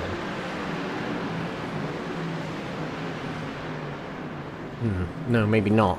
It said here on my timing screen, it's been... Spa might have a little glitch to it when it comes to our little timing screen here that tells me the events of the race, overtakes, crashes, etc, etc. And actually, we might have had another one. Ben Altria has spun at the hairpin there, at the chicane actually. And that wasn't a lie from our timing screen. That has actually happened. And I think something's happened to Ben Benneyworth as well. Yep, the car goes sideways on the curb there and just sends him round. But he's taking it back to the pits immediately. No, I think he is still racing. Oh, I don't know actually. I think he has aborted it to the pits. Yeah, I think he has. I think he has escaped out to the pits and he'll take a tow in. But Benneyworth here has dropped down the order. He's had an incident. We'll get the replay of it here.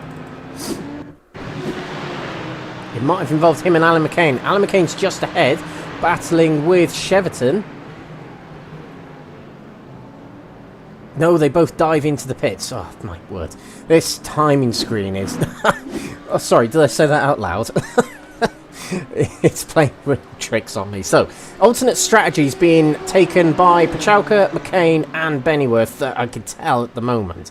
So they've decided to come in early and get themselves into clean air. They seem to think that that's the best way of driving around here at Spa. And we'll see if that pays off for these 3 drivers. But McCain's having a good round at the moment. And, well, we'll see if this benefits him. As we see Paul Williams recovering himself from an incident at the bus stop chicane.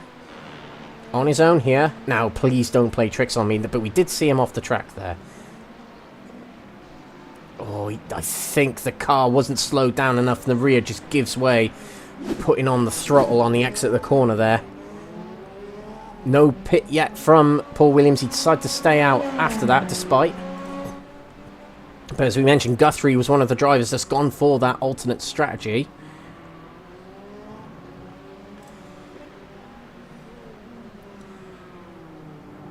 He's behind Hugo Silver, who apparently has made a pit stop already.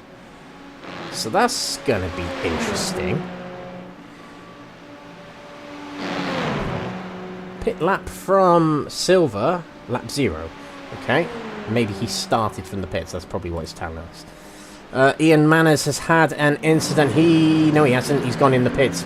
Right, so I think that's what's going on with our software here. When they go into the pits, there must be a trigger there that tells us they've had a crash, and they actually haven't had a crash. So, pinch of salt when I see so-and-so's crashed on my timing screen. But Ian Manners, well, it's becoming less and less of the alternate strategy at this point in the race, actually. As we see, in front now is Kruger from Papaconstantino. So let's see if I can find that overtake. Here it is, but we're going to just watch him alongside Nigel Stock here. They're in separate categories, but wow, I think that Mustang might have a little bit of a deficit in straight line pace as that Ferrari's just driven past Nigel Stock, but Stock's going to keep it to the outside. Oh, he understeered a little bit onto the inside of the next corner, but Kruger has the inside for the next. Stock holds it round the outside though. Very, very well held from Stock to the hip, and he goes, and Papaconstantino's coming back into this. Nigel Stock keeps it in front. That was brilliant driving from Nigel Stock to keep it in that position. This was the overtake for the lead in the bronze category. Heading out of Radion we go. And actually it looked like a more true line from Kruger through the corners there. He gets himself alongside, and he's got a bit of slipstream from Nigel Stock as well to help him out on that outside there. And you'll complete it under braking going into Lecombe. Just about does. Decides to close the door very sneakily and very slowly. Back side by side. Oh, Stock and Kruger come together, heading through Lavagna then. But they just about get away with it. And Papaconstantino's waiting in the wings here, thinking, when's my time to make a move on these two?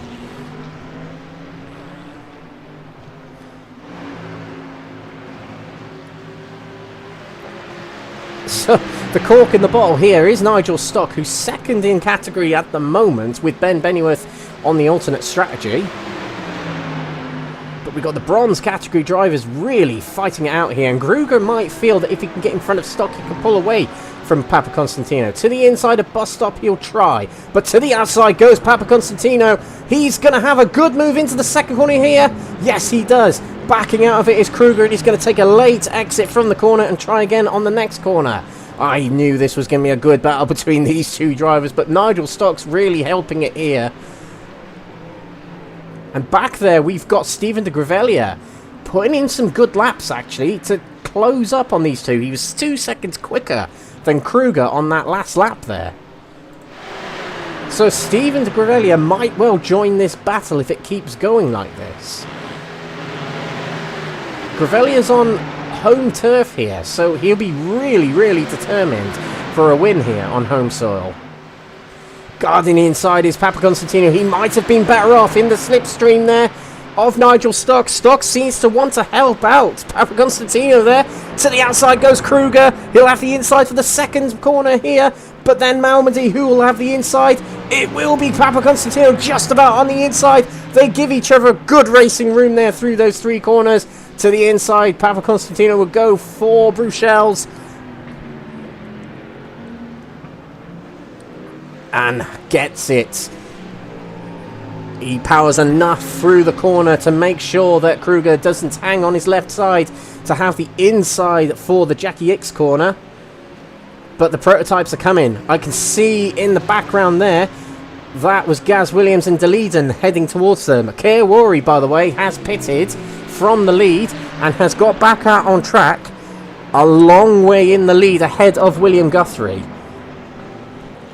So I got a feeling that alternate strategy is not quite working at the moment. That's just a hunch, because I think Guthrie was much closer originally. We'll see as time goes by. Yeah, this is a cracking battle between these two. It's great to see all categories, all skills of drivers having brilliant battles with one another. It's fantastic to watch. Sim racing is for everyone.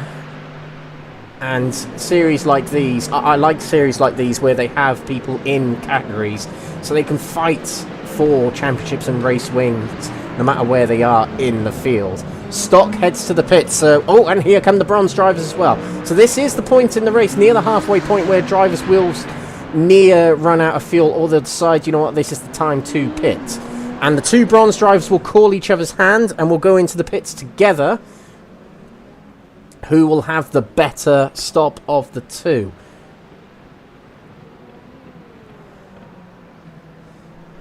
We're going to stay with these two and see who heads out back on the track first of the two.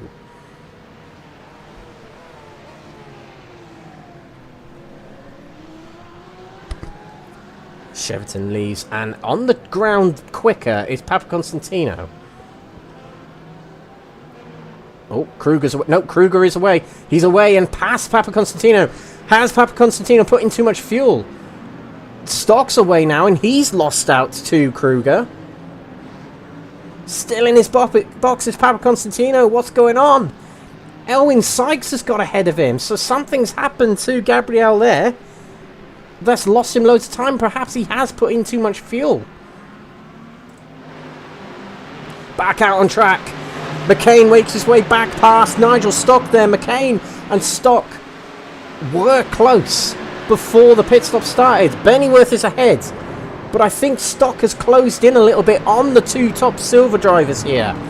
Still on the GT3s though, Pucalka's in the lead. That strategy has worked wonders for him, and he's out in front by a long way.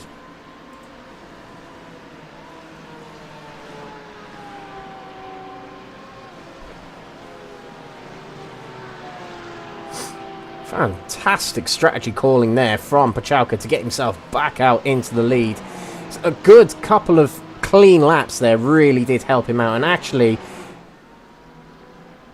yeah, he was lapping 2:18s. He hasn't necessarily gone quicker lap time wise. Well, he has gone quicker, but not a huge amount quicker than Simpson and Payne Wilkins. But it's the consistency of those quick times that's got him to the front.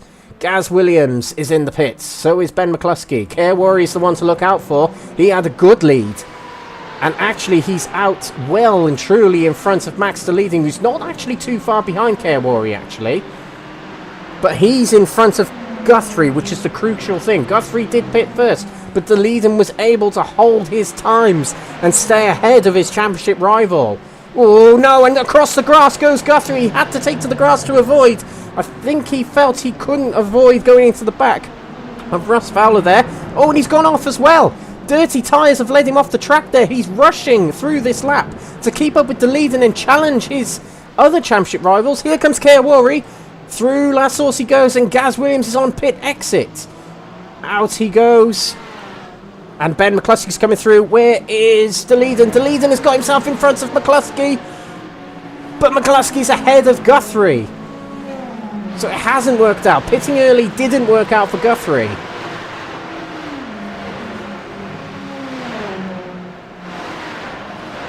Well, some blinders of strategy pulled by some drivers, and others haven't quite fared the same. DeLeading is in front, and this is a big thing for the championship. He'll score more points than Guthrie, and potentially after tonight he might take the lead in the championship. That might be the case here if things finish as they are, with McCluskey between DeLeading and Guthrie. DeLeading is second in the championship, 4 points behind Guthrie heading into tonight. With race 1's result, it might have opened up, but this feature race there'll be more gap between each position's points. Whew. I'm going to need to lie down after this race. Right, I'm just going to check in on the bronzes. Kruger was given a bit of a get-out-of-jail-free card, as Papaconstantino stayed in the box for a very long time. You think about it, they came in the pits together. He's lost about 19 seconds in the pits. So I got a feeling he took on too much fuel. But that very much hands the lead, potential win, to Kruger. The only threat is Stephen de Grevelier, home turf. So his favourite track, presumably. Can he close in 9 seconds on the championship leader? this is important for de Grevelier as well, as he's fighting with Elwyn Sykes for second in the championship. Sykes has got quite a lead ahead of him in the championship, so he'll be keen to get the points on Sykes.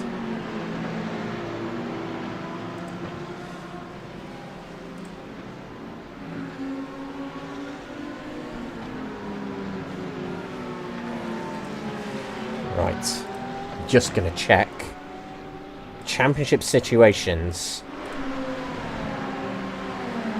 So Sykes is 2 points ahead of de Grevelier, but Sykes finished ahead of de Grevelier in the sprint race. So it might well be that things are still close after tonight if things finish as they are in the bronze category. But it still means that Kruger is going to extend his lead to potentially more than 50 or even 60 points after tonight.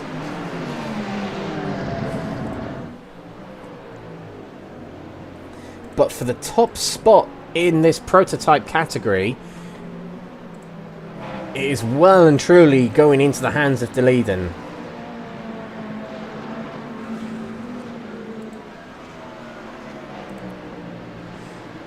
Now,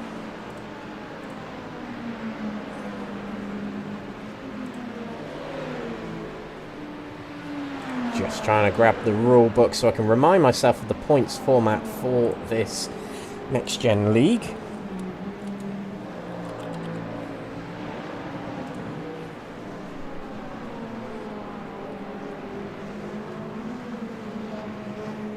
So points for the sprint race. Guthrie finished second in race 1, and third place went to de Leeden. So it opened up to a 6-point gap. But it's 5 points between their two positions as they are... Actually, no, there isn't. It is 3 points between their positions right now. So, after tonight, Guthrie will still lead the championship, actually.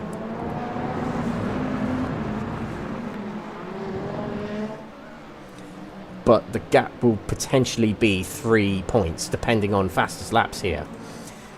We must keep an eye on first place here, though, in the category, as Kawari was looking good at the start of the race, but actually Gaz Williams has really put in some stellar laps, and actually his last lap was the fastest lap of the race.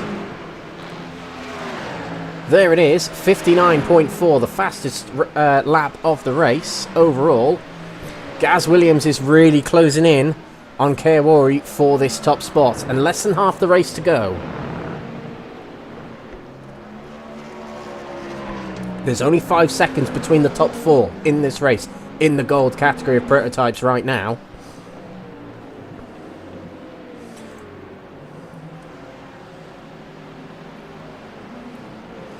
Kruger still mixing it in with the silver categories. That's Nigel Stock in front of him, whom was in front of him earlier on. And that's Benneyworth just up ahead. But Benneyworth has dropped off a little bit from Cheverton, who's gone up the road here a little bit.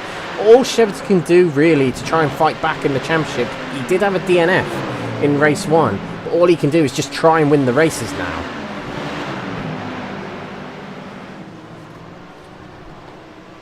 And that he's doing right now. Benneyworth won't be too worried. He'll just think second place here is fine for me. That's fine for the championship. I do wonder how the promotion and, I suppose, relegation works in this league. It's my first time commentating this league, so I'm not fully aware of what happens season to season. I do know, as he's my teammate and he drives for my team, Nigel Stock was promoted up to silver category, having won bronze category last season. That's what he told me, anyway. So, yeah, I just wonder if, you know, the likes of Ben Benneyworth will promote up to the gold category next season if he wins, Kruger up to the silver category if he wins bronze this season, etc., etc. I just wonder how it's going to work with that, because it might make these categories even more interesting, actually. Kruger's doing well here. He's just following the drivers ahead, and he's actually opening up the gap to Stephen de Grevelier, who's 10th place here. That, if I know Steve, you'll know that second place will be beyond what he hoped for at the start of this season. So if he can get himself into second in the championship and continue to fight for second in the championship to the season end, he'll be happy with that. But that's the thing with a lot of these drivers, with drivers dominating such as Pucalka drivers set their sights on the second runner-up spot for the season and treat that like a win. That's kind of what you have to do in championship situations sometimes. That's in the gold, between Gavin Gardner and Jesse Payne-Wilkins. Now, Gardner's not racing tonight, the Next Gen Racing resident. So Payne-Wilkins keen to get some good points and keen to get himself points on his rivals. Of course, missing rounds isn't the end of the world. There are drop rounds in this championship, 1 drop round per driver. Gavin Gardner hasn't missed a round this season, so the missed round today will be his drop round.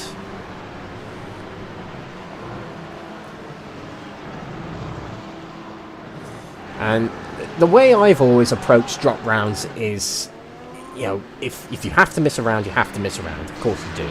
But if you can drive as many rounds as possible, you know, that's probably the better thing to do. Because if you miss a round and then you have a bad round later on, or you've had a bad round before your missed round, you've got a bad score to your name, you know. So I always like to attend as many rounds as I can to help my championship when there's drop rounds at play. We've got a good system on the side here for our points. Drop rounds are already applied, and I think they're refreshed each round. So, who knows? After tonight, we might be able to get you a live championship update as we see a battle here. This is Deleden versus McCluskey. McCluskey's to the outside. He was in 4th place, and actually, Deleden will be worried and will be keen to keep hold of this 3rd place here, because points is what it's all about here, not just silverware for the race. Deleden needs to keep 3rd place to get more points on his championship rival back up the road. And that's Nigel Stock on the side there. Something's happened to him. And I think there was contact between him and Alan McCain. He's on the inside of McCain here into Bruxelles. Backs out of it. On the outside there's Kruger. Oh, and there was contact. You couldn't quite tell between the two what had actually happened. It was a little bit deceptive there around the corner. Let's see if we can get another shot of it.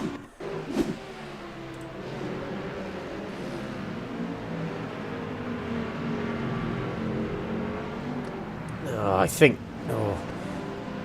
either driver might have thought they were clear and they actually weren't, and that's actually cost them. Side by side here between Deleden and McCluskey. McCluskey is through. Can Deleden fight back going into the bus stop? Guthrie is quite a way down. He's 4 seconds behind. No move from Deleden going into the bus stop.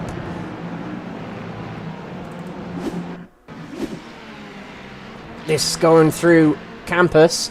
Good exit there from McCluskey, and that'll be what's done it. Heading out to Stavelot here, keeps the foot down and gets it alongside, and we saw the rest of it as it unfolded. But let's get back to them, because heading through Eau Rouge and over Radion, that'll be Deleden's chance to get him back. He holds back a little bit here. We'll get the slipstream over the hill. Probably not close enough, actually. Is gaining, probably not as much as he'd like. Might come at another corner, potentially. But McCluskey, who's been very quick tonight in this prototype category, winner of the sprint race and was pole position. He's 4 seconds down from Kerwari, and Gaz Williams has caught up to the Scotsman. And this could be a battle between them two to see out the race. Kerwari's done very well to lead to this point. Close between Deleden and McCluskey again, trying to get around the Aztec racing car there. Oh, he was close between Deleden and the Aztec car there. And something's happened to Guthrie. He's had an incident. He's moving slow at a poo on there. I think it might have been an incident with Callan Milam. Heading down to poo on here. Oh, yeah. Very slow on the outside there was Milam, and Guthrie just did not expect it. And that's dropped him down loads of time and potentially damage on the car. Oh, it's not hugely visible, actually. But that's going to cost Guthrie a lot of time and another good result here.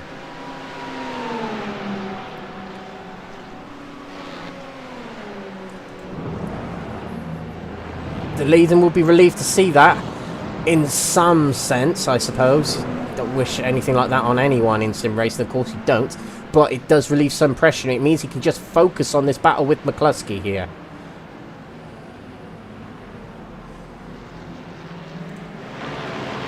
Let's keep an eye on Gaz Williams and Kerr Worry here as well. Over Radion we go. Down the back straight. Gaz Williams closing in. They head so fast down this Camel Straight here. To the inside. Just ducking out of the slipstream to get the air to hit the car and slow it down better into the corner. It's easier to brake out of slipstream than it is in slipstream. Meanwhile, De Leiden's dropped off here from McCluskey. It's gone to a 1.5 second gap. So I wonder if De Leiden has actually said, you know what, I'm going to ease off a little bit here and just take this to the end. Look after my tyres a little bit. I'm not sure if he's thinking that.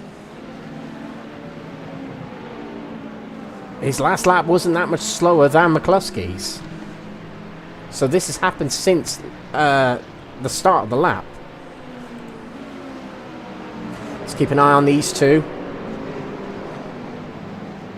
The battle for the lead in the prototypes. Gaz Williams has not won a race yet this season. Obviously, Kerr Worry hasn't either. This is his debut in the prototypes. He didn't win a race in the GT3s either. He may have got second, I think, at Indy. Something's telling me he got second at Indy, but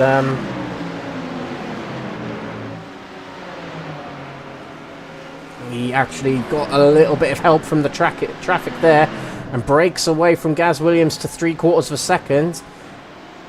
But there's no doubt that it is Gaz Williams with the upper hand of pace right now in this race. 3/4 of the race done. A quarter of the race to go, 15 minutes, which for these cars is around about 7 or 8 laps.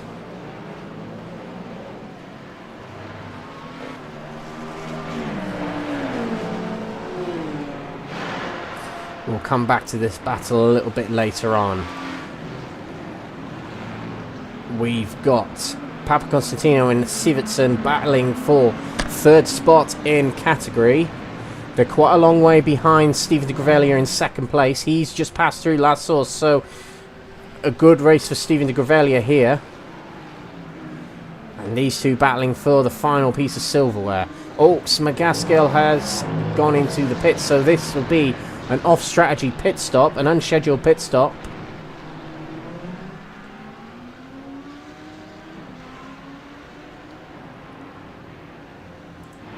Oh, and there has been an incident between Guthrie and Mark Baker. So this is heading towards Les Combes. It's not working for William Guthrie right now. Spin from Mark Baker, and Guthrie absolutely had nowhere to go. And Mark Baker, to be fair, he did hold his brakes and try to stop the car, but it just came back out on the track. It's very unfortunate for both of them. Guthrie will have a little... You can see there's a few scuff marks on the front of the car there. Oh, and he go... Oh. He's retired. Guthrie is retired from the race. He's going to score no points. Well, that's Guthrie out of the race. No points for him. And that means De Leiden is going to outscore Guthrie in this individual race by 17 points. Handing the lead to the championship to De Leiden. Wow. I did say Spa was going to deliver tonight. On drama. I'm just not sure what to say about that. It's just... What a crazy race we've had. Real crazy race. But, De Leiden be aware of that. He'll still be on his toes to finish this race, certainly. And... You know, what he does with McCluskey here will remain to be seen, actually. A second between Worry and Williams here.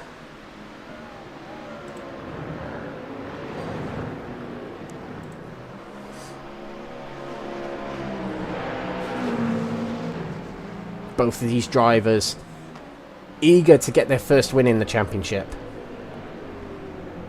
They won't be so worried now about McCluskey and Deleden. They're quite far behind and they shouldn't be able to catch them. It would have to be a second per lap to catch them, actually.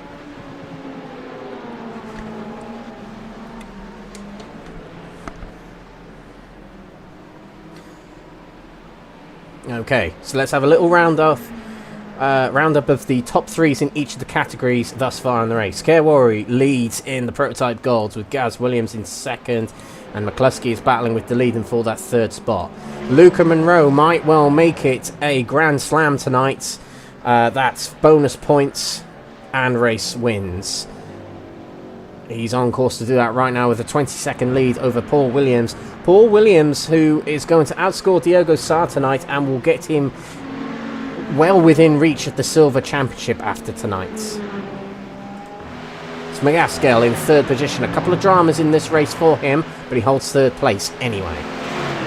GT3's Pucalka with a stroke of genius with that strategy. Pitting early, getting out into clean open air, putting in the big lap times has put him way out in front here in the GT3s. And looking potent for another Grand Slam for himself. Fast lap, pole position and race wins. Simpson is second place. He's not losing out from Pucalka. He's still within 4 seconds. Or 5 seconds, shall we say. Good race for him, and actually recently there's been a real good turn of form from Simpson. The start of the season he wasn't quite contending for the top threes, but now he is, so a very much improved driver this season, it's got to be said. Jesse Payne Wilkins third place. This is what he's been doing all season, getting the big points in all seasons, helping his team. He's helping himself in the championship actually as he goes along. Cheverton leads the Silver category. I can't quite remember his last win actually in the Silver category. I'm just going to have to quickly look through my book.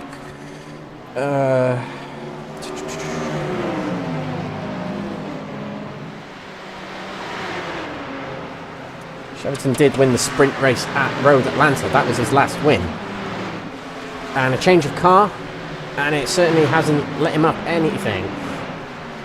But he is still battling for that spot with Ben Benneyworth. He's got Ian Manners between him and Cheverton. The second place for Ben Benneyworth here. Now, he'll know he doesn't need to go for that win. It's just whether his ego would take over and try and take the win. But championship-wise, he doesn't really need to go for it. He's got it in his grasp already at this point. Over to the bronzes. Kruger leads in the bronzes, still pulling away a substantial margin over Stephen de Gravelia, and Kruger is another driver well and truly on his way to an early win in the championship in the next 2 weeks. Gravelia second place. This is going to be very good for his championship. Didn't have such a good race one, but pursued to the end to finish and get the points, and it benefited him with a good grid position for this race, and he's just held on very well in this race to get second place. Papa Constantino did have an opportunity to fight for the win in this race, it's got to be said, but a pit stop blunder potentially has dropped him off, and he's third place in category here. He's stretched away from Sivertson, who he was battling with, but this will be a third place for the Lamborghini driver.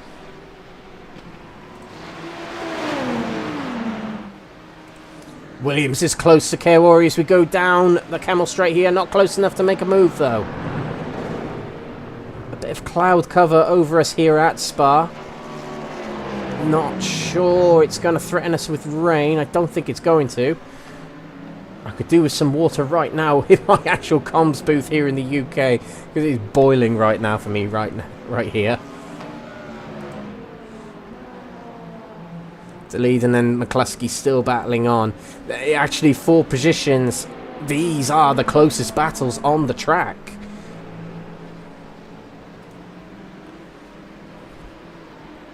You see that on our timing tower there. There's no other battles that are incredibly close. There are overall battles, but not category battles. So these are the ones to focus on. Or he has to negotiate traffic again. With the final phase of this race upon us. Williams and Worry pushing like hell against each other to better each other in this race. Making his way past the Mustang there was Gaz Williams. 7 minutes to go and about 3 or 4 laps for these prototypes.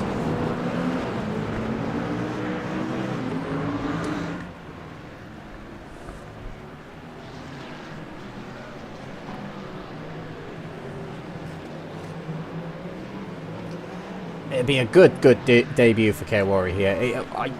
We saw what he was capable of in the GT3s at Indianapolis a few rounds ago, if you can remember that. I know I can. But, yeah, a very, very strong debut here for Worry, nonetheless, whether he bests Williams in this race or not. Close between DeLeeden and McCluskey here. Onto the Kemmel Straight we go. And as they make their way past Nigel Stock, it's side by side between the two. Actually might have helped out McCluskey there. He got a little bit of slipstream to get him out of jail there. But still close between the two as they head through the chicane here. It'll be another build-up of the energy in that power unit for Max DeLeeden. And we'll try again on another section of the track or even the next lap.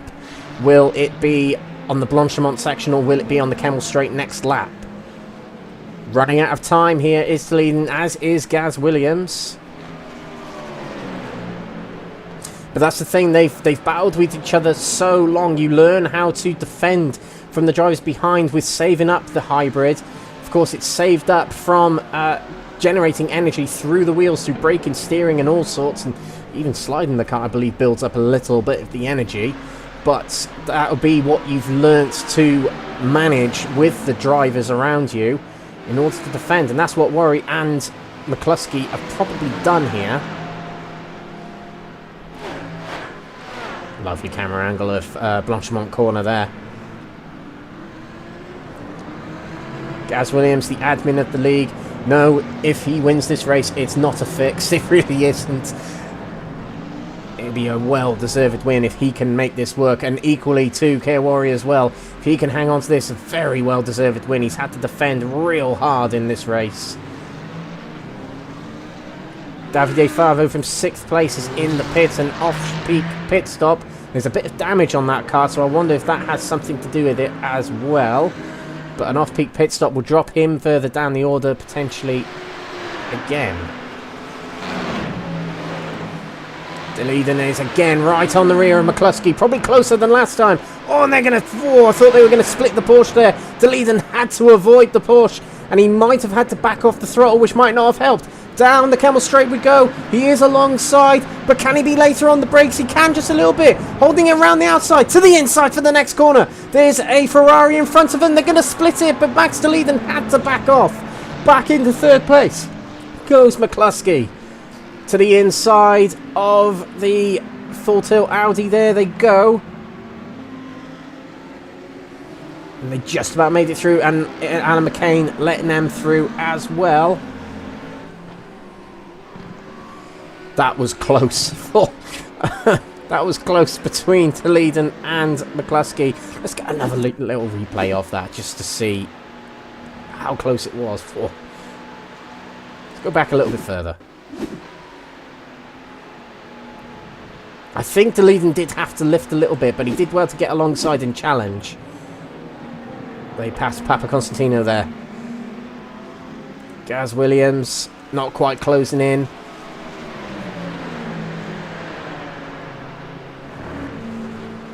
We compare lap times. It is very close between them all in that prototype gold category.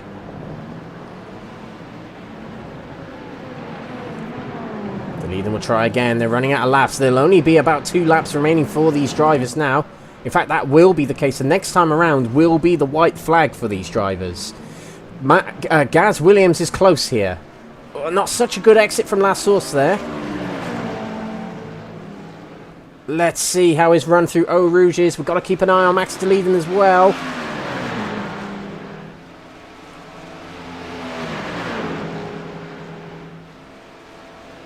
I don't think he's gaining enough, but Max DeLeeden isn't as close as he was on the last lap. Bit of slipstream help from Stephen de Gravelli there to help McCluskey. Williams did not make a move. He's still 3/10 behind.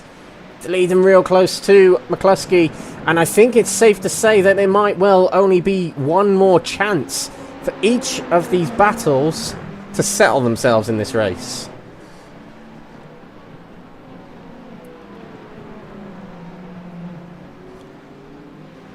The leading Russ washed off a little bit wide there, going through Bouchel's.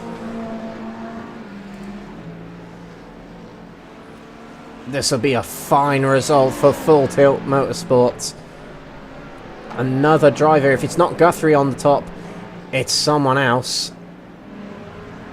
Of course, Pucalka is still dominating the gold category, but there's a different driver on top for Full Tilt this week. Unless Gaz Williams, our league host, can do something about that.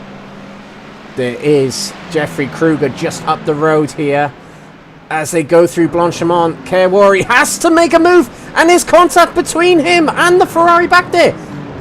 That was Jeffrey Kruger. His rear end is missing on the car. And that might well be a race win taken away from Jeffrey Kruger there. Final lap started for Kerwari, but there was contact, and Kruger is spinning in the background there. Oh, side by side. Gaz Williams has got alongside Kerwari. I just wonder if that has flustered Kerwari a little bit. Final lap here for these two. We'll take a look at that incident between Worry and Kruger later on, but that might hand the race win to Stephen de Gravelia. In the bronze category for the GT3s, look how close Gaz Williams is here. To the outside as we go on the camel straight. Not alongside yet. He tries again here. He's not enough alongside. I don't think he has to be really late on the brakes here. He tries, but he's going to have to pull out. That might have been the last opportunity for Gaz Williams, unless he can try something very heroic later on in the lap. The leader is not close enough to McCluskey to make a move on the camel straight there. Getting out the way there is Russ Fowler. He's realised that actually I don't want to get in the way with this. And if we check into the gold, the GT3 Golds, Simpson has caught up to Pucalka, so it's close between these two. They're going to have another lap, and they're fairly close to one another. So let's just keep a merry eye on that. Gaz Williams has dropped off a bit from Kerwari here. There will be an investigation by the stewards after the race, definitely, because the two race winners of different categories have come together. De Gravelia takes the lead in the bronzes, and Papa Costantino is into second place. De Gravelia is going to get a win on his home turf. It's not probably how the way he would have wanted it, but it's still going to be a win nonetheless for him. But it's going to be a win for Kerwari provisionally here tonight. He's broken away from Gaz Williams on this inner part of the lap. Pucalka is running slow there. That was Pucalka running slow back there. I think he's run out of fuel. We'll come to that very shortly. Kerwari is going to cross the line. The winner of the Prototype Gold, just in front of Gaz Williams there. Great battle between them two in that race tonight. But let's check out Karol Pucalka. He's being pushed across the line by Jesse Payne-Wilkins. What brilliant teamwork from them two there. And Pucalka takes second place, but he was crawling just a moment ago. And Payne-Wilkins pushes him across the line to make sure that his teammate gets second place and not a DNF. That is the finest bit of teamwork I have ever seen on iRacing. Matthew Cheverton takes the win in the silver category, and the bronze category coming through inherently. I thought he ran out of fuel there. Inherently admitted, but he still takes a win on home turf. Stephen de Gravelia, brilliant for him. You'll hear his national anthem at his home track at the end of this race. Luca Monroe will take a grand slam tonight. The only driver who will tonight. Brilliant racing at Sebring 2 weeks ago, and repeats it here tonight. He certainly is one to look out for in this silver category later on down the line. Oh. Right, let me have a sip of keep calm fluid here. Okay. Yeah, we've got a fair bit to look at there. We're not going to go into interviews just yet. We are going to have a look at some of those race-ending events there. So this is Kruger. Now that's earlier on. This would be the one we want a bit further up here. Nope, we want even earlier than that.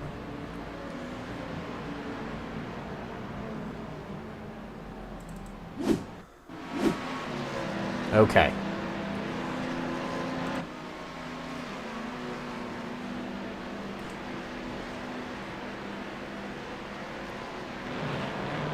Oof. I tell you what, it's actually going to be a bit of a hard one to judge, in my humblest opinion. Let's go on board with Kruger here. So there is Kruger just up ahead. Takes to the outside. And actually, whoa, this just...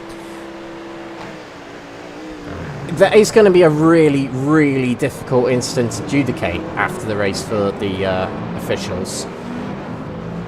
Because you could say both of them would stayed on their racing line. You could say that. But, you know, I can look at the rules and kind of say, well, you know, well, let me just remind myself of the rules, actually. I believe it is that the GT3s must obey blue flag conditions. But they must do it in a safe manner. That's the thing. There's going to be a lot of... There we go. So, it'll be a blue flag incident between...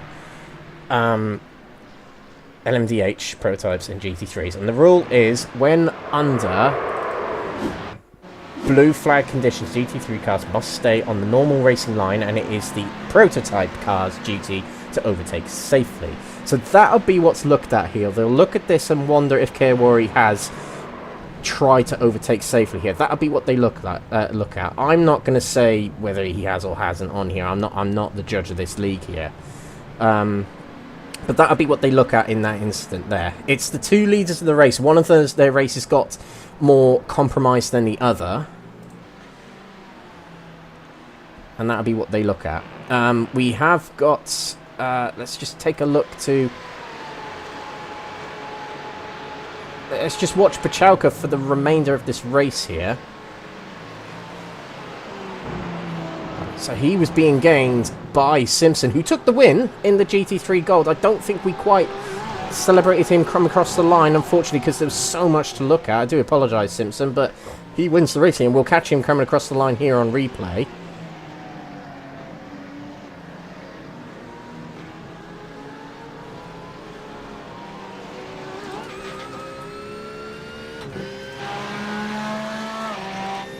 Just trying to listen out to the engine here of Pucalka on this final lap here.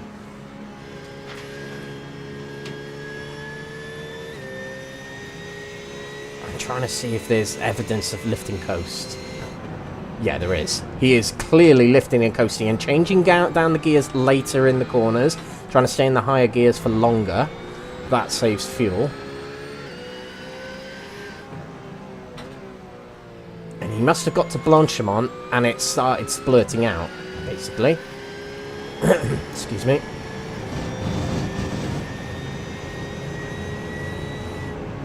There it goes. There. And Kruger is going to pass by very shortly. There goes not Kruger. There goes Simpson. And we'll wait for Payne Wilkins to come along and push Pucalka across the line. There goes the prototype 1 and 2. I think here comes Payne Wilkins now. Yes, that's Payne Wilkins. He realises, right, he's out of fuel. I'll help him out. Waits till he's on the straight. And there he goes. Prototypes pass by, but they're able to get it across the line just before, on the line there, and Russ Fowler is crossing the line now. Insane. Insane. But our winner in the GT3s was Edwin Simpson. He'll take that. He'll absolutely take that. And as I said, he's improved so much throughout the season.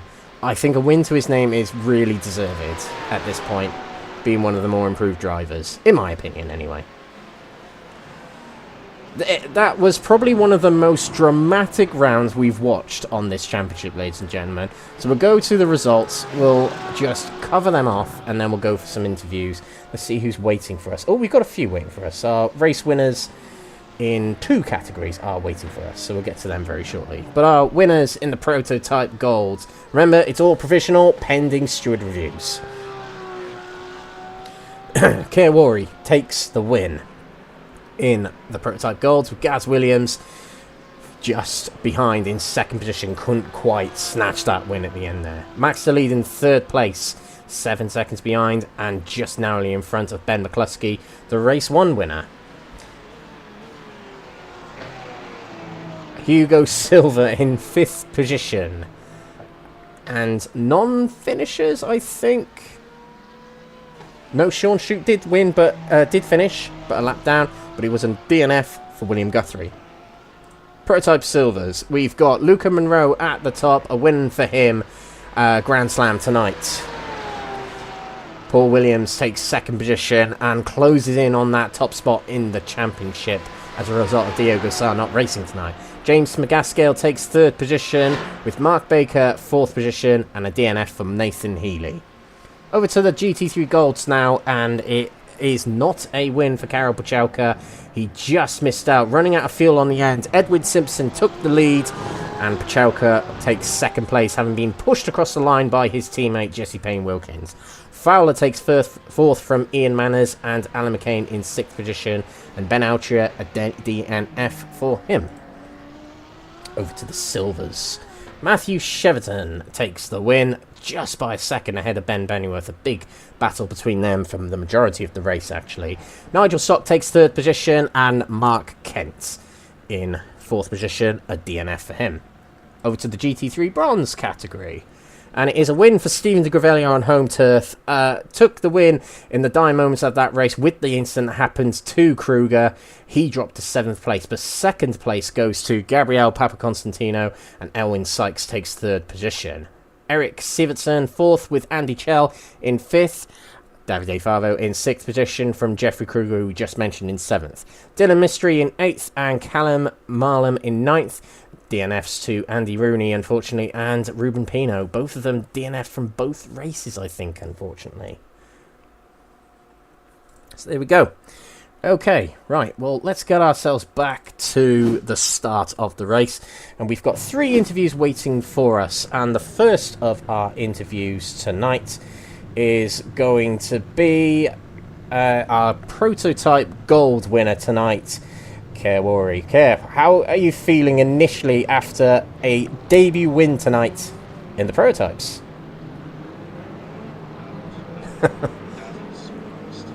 Under pressure, like after the pit stops, I was under so much pressure from him because I lost so much time on the out laps. The first out lap or 2, he was so fast after the pit stops. I really struggled to keep him, keep the pace consistent enough to keep him behind me. He was very quick. So, were you trying to manage the hybrid in such a way that you were able to defend it from him? Because we noticed on certain parts of the tracks he's able to really close up on you, but then other parts of the track you were able to open up on him. Was it to do with the hybrid or another element? The hybrid might deploy slightly different on the different cars, but because of the rules of the series, we're all stuck on balance deploy, and we have no control over when we can and can't deploy it. Right. So if the Cadillac stops deploying at a certain point and the Porsche keeps deploying, then yeah, you might get a slight pace advantage that way. I did notice his car seemed a bit quicker down the straights. The Porsche seems really slippery. So he was gaining a bit of time there, and plus he had draft as well, but then through the middle sector as well, he was so quick. So it was definitely just he had a bit more pace on the straights thing. It was very, very fast. If he got past me, I would not be able to get back past him. But you kept him behind him, and you won the race. So, yeah, big congratulations there anyway. But, yeah, a little bit of an incident towards the end, though, between you and a GT3 car. What's your perspective of it? I misjudged it. It was entirely my fault. I'll take full responsibility for that one. It was entirely on me. I'm not even going to pretend it was someone else's fault. Oh, there we go. Man's up. You know what? This will be the second time tonight where I've said it's actually quite nice to hear some drivers say, you know what, that's actually my fault. Because I'd never do that.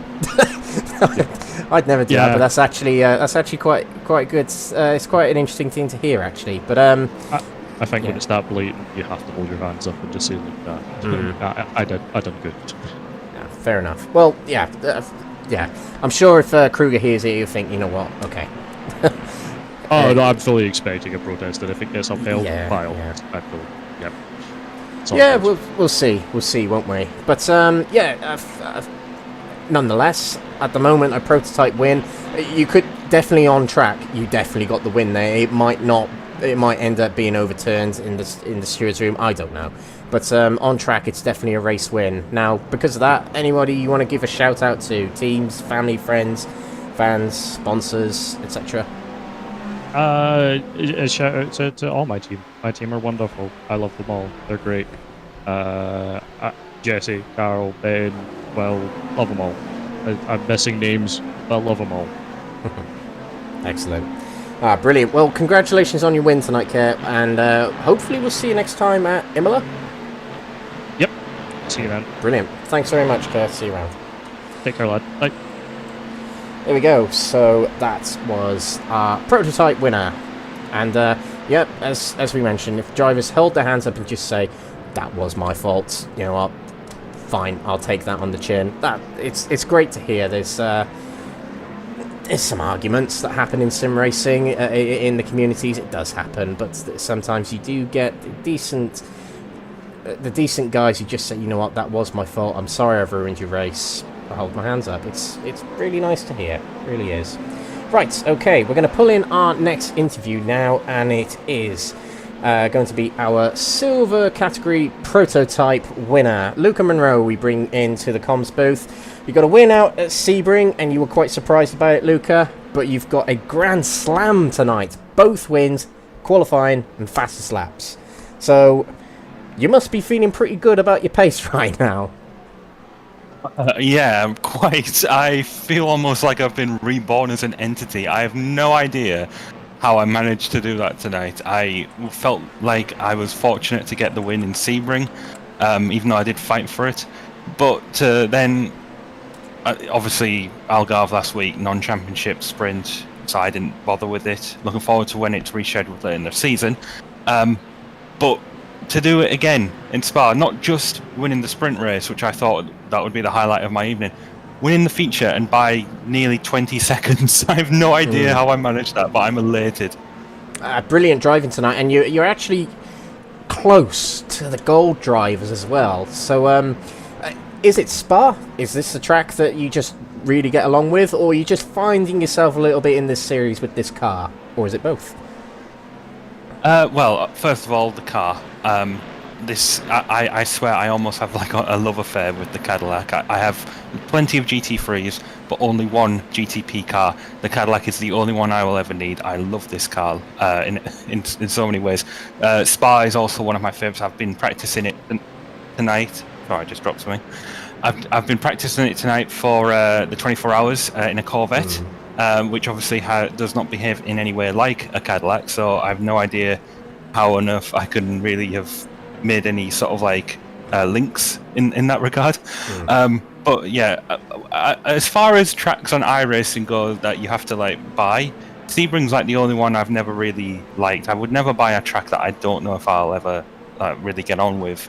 But so Spa is no exception there. I love Spa, I love the Cadillac, and it's all seemingly come together. Brilliant. And yeah, clearly it has. So next week's Imola, how are you feeling for that? I mean, you're probably in the running now for, well, you can probably stretch yourself to a top 3 placing in the championship with the results you've had. But how do you feel about Imola next week, with it being a tricky track to overtake on, particularly in the prototypes? Well, if you recall back to Sebring, I was mentioning about Portimao having a lot of undulation. Imola is also another track with plenty of undulation. Like, so many of those corners are just absolutely, just so satisfying to drive. So yeah, I know I said that I was not feeling particularly confident about the rest of the season, But hey, if tonight's any indication, I'll go for it. I'm trying to win the whole thing. Well, I don't think I will, but I'm just gonna have a lot of fun doing it. Absolutely, yeah. You got to have those targets so you can have the good races. That's great to hear. Yeah, brilliant. Anybody you would like to give a shout out to before we head out from this interview, Luca? Any friends, family, sponsors, teams? So last time when my mum had to go and help my granny out, missed my my win in that instance, but she's definitely home today and she's absolutely over the moon. Both her and my dad are watching right now. Shout out to them. Thank you for watching, and you can go to bed now if you want. Brilliant. Excellent, Luca. Well done tonight. Grand Slam for you. Go enjoy it, and we'll see you next week. All right, take care. Bye. Bye.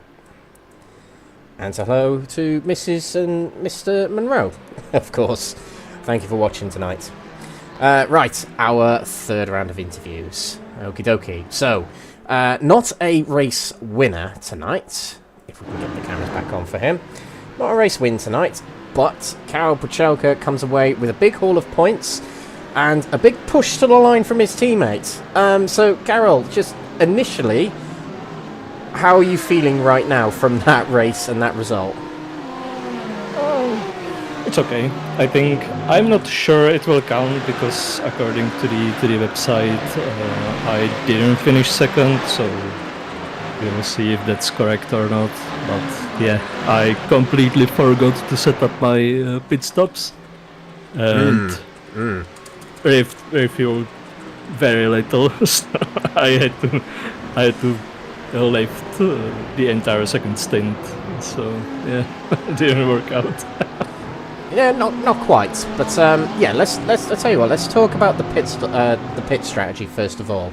So, when did you make the call to pit early? Because clearly that worked really well. But when was it in the race that you decided I'm going to go early into the pits? I mean, we were battling a lot, and I thought that I'm losing time. I was like a second quicker than those guys in front, and I just thought, yeah, I'm not gonna lose time here, and I pitted, had clean track in front of me, set the fastest lap, and then noticed that I don't have enough fuel. So I think I was 2 laps short on fuel. So I think from third lap of the second stint I was saving a lot till the end of the race. But yeah, I managed to save like 1.5 lap worth of fuel, but yeah, it didn't really work out. Not quite enough. I'm happy for second. I mean, at least we have a new winner of the feature race. Yeah. Well, it's good for our audience, isn't it? Not so much good for you, but yeah. I mean, let's just talk about Jesse Payne-Wilkins at the end there. I have never seen such great teamwork in all my days of iRacing. So yeah, I love Jesse for that, really. Yeah. I think it's, I mean, I think most of the guys in our team would do that. I did it once at endurance race at Silverstone and got disqualified because I got 4X okay. and finished with a black flag. But yeah, I pushed my teammate over the line as well. So yeah, I think most of the guys in our team would do that. But yeah, a big thanks to Jesse. He's an absolute legend. Yeah, that really says a lot about the Full Tilt team. You're all doing so well this season in the championship, and that's just goes to prove it. So not a race win tonight in the feature race, but still a good result in the championship. You're going to be extending your lead. Imola next week, you might be able to set yourself up to win the championship very early. So I imagine your plan is to go out and beat everyone as you usually have every single round, but is there any sort of mindset for next week at Imola? I mean, winning it would be ideal. I heard Porsche is quite good there, but I absolutely suck at the track. I think it's... I mean, Monza and Imola are my worst tracks on iRacing. I really don't know how to drive there, so we'll see how my pace is. But yeah, I'm just trying to have some fun. And that you are, yes. Brilliant. Well, thanks for coming to speak to us tonight, Carol. Thank you very Anybody you want to give a shout out to? Friends, family, sponsors, teams, etc. Obviously, Jesse Payne Wilkins for that push. I'll tell you what. I do this informally, but I will give tonight's Driver of the Day award to Jesse Payne Wilkins purely for that final lap. He absolutely deserves it, and his pace was great, to be honest. Yeah, I agree. He's very really consistent and drives very well every round, doesn't he? Yeah. And he doesn't practice that much. He's a busy guy, so Wow. yeah, he found some pace very quickly tonight. So yeah, Brilliant. absolutely deserves the driver of the day. Yeah. Brilliant. Well, thanks for chatting to us again, Carol. We'll you very see you next time at Imola. Yep. Very good night. Good night. Thank you. Bye. There we go. Clearly from what Carol was telling us there, they're a tight unit at full tilt. We got the sense of that from earlier on in the season with their race results, with their teamwork on the track. But the way Dwayne Hoffman talks about the team as well, they're very well communicated. They're very well aligned on what they're trying to achieve. It's an example, actually, of how a team should operate in sim racing if you want to take it seriously. So yeah, fantastic. Right, okay, so that's the roundup of our interviews. We just ticked over the 3-hour mark, so without further ado, let's go to our championship results heading out of tonight. So here we go. In the golds, wow, it's really shaken up in the golds. Deleden takes the lead in the championship, but actually Ben McCluskey, with his good round tonight, has taken second place in the championship. Will Guthrie drops to third place with his DNF tonight. It means no points from the feature race. He drops down to 2 points behind McCluskey. So before he was 4 points in the lead, now he's 2 points behind in third. So yeah, Deleden really has his hands on that top spot right now. So yeah, fantastic. Fantastic, exciting stuff. Right, over to the silvers. Now this would have shaken up a little bit, and it has. With Diego Sá missed 3 races now. He's missed Sebring and Spa, so well, let's see if he is contending in any other rounds, actually. It's a little bit alarming, actually. But Paul Williams takes the lead in the championship, and Paul Williams, you've got to give him his credit. He's been super consistent this season, and that's what's got him to the top of the standings right now. So he takes the lead. Diego Sá holds second for now. Nathan Healy third for him. And Luca Monroe puts himself into fourth place, just 2 points behind third place, and will now challenge potentially for third and second spot in category for the remainder of the season.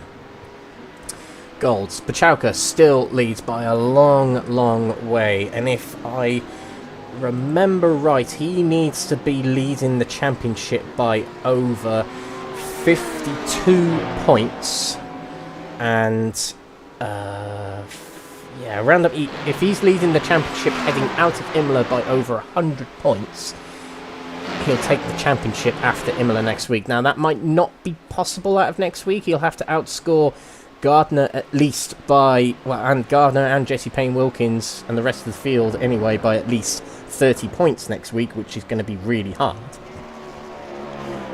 But we'll see. He might be able to get his hands on the trophy after the sprint race at Portimao in 2 weeks' time. That's the way it's looking here. Gavin Gardner, despite the missed round today, that'll be his drop round. He still holds second in the championship, 3 points ahead of Jesse Payne Wilkins. Over to the silver category. Ben Benneyworth holds first place still, but it is a big swap between second, third and fourth. Nigel Stock moves up to second position. Cheverton did have a DNF, of course, in the sprint race, and that means Nigel Stock scores more points and moves ahead, 2 points ahead of Matthew Cheverton in the championship. And of course there was the car change deductions, which have been applied to Nigel Stock and Matthew Cheverton already, actually, and that means they are net battling for second in this championship now. Bronze category, Kruger, despite the DNF in the feature race, still scored a good haul of points compared to his competitors.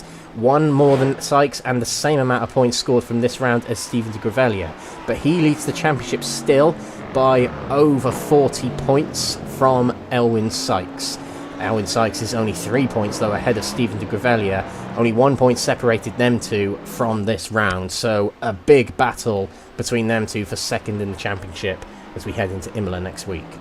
As for the teams, Full Tilt Pink score a big haul of points out of tonight and lead the championship by 42 points heading out of tonight ahead of Quatermass Racing, who actually scored more points than Full Tilt coming out of tonight. Snakes Unite Racing scored 77 points out of tonight, and they close in on Quatermass Racing, are within 14 points of them. So there we go, that's the championship points heading out of tonight. Our race winners tonight were Kawari of the Prototype Golds, Luca Monroe of the Prototype Silvers, Edwin Simpson of the GT3 Golds, Matthew Cheverton of the GT3 Silvers, and Steven de Grevelier of the GT3 Bronzes. It's probably been the most dramatic race of the night, but this of the season, sorry. But this has been round 7 of the Next Gen Racing Multi-Class League here at Spa. Next week, we're heading off to Imola, as we mentioned, the Autodromo Enzo Erdino Ferrari. A track that staples itself in our minds with bad memories, but equally so, it's a glorious track to drive at the same time. Holds a lot of motorsport history, both good and bad. But next week, it will potentially host some brilliant climatic championship racing for this series. This has been the Multi-Class League by Next Gen Racing. I've been Alex Everitt, your commentator tonight, and we'll be heading to Imola next week for another sprint race and feature race duet. Huge thank you to the partners, sponsors and affiliates of Next Gen Racing who help put on the leagues and the series. Benji Sim Photos, Mark Sykes Designs, Higgins Automotive, Powermax Racing, Motorsport UK Esports Division, Sam Cases, Joyce Design and Douglas Motorsport. Thank you for watching, ladies and gentlemen. We'll see you next time at Imola. Good night.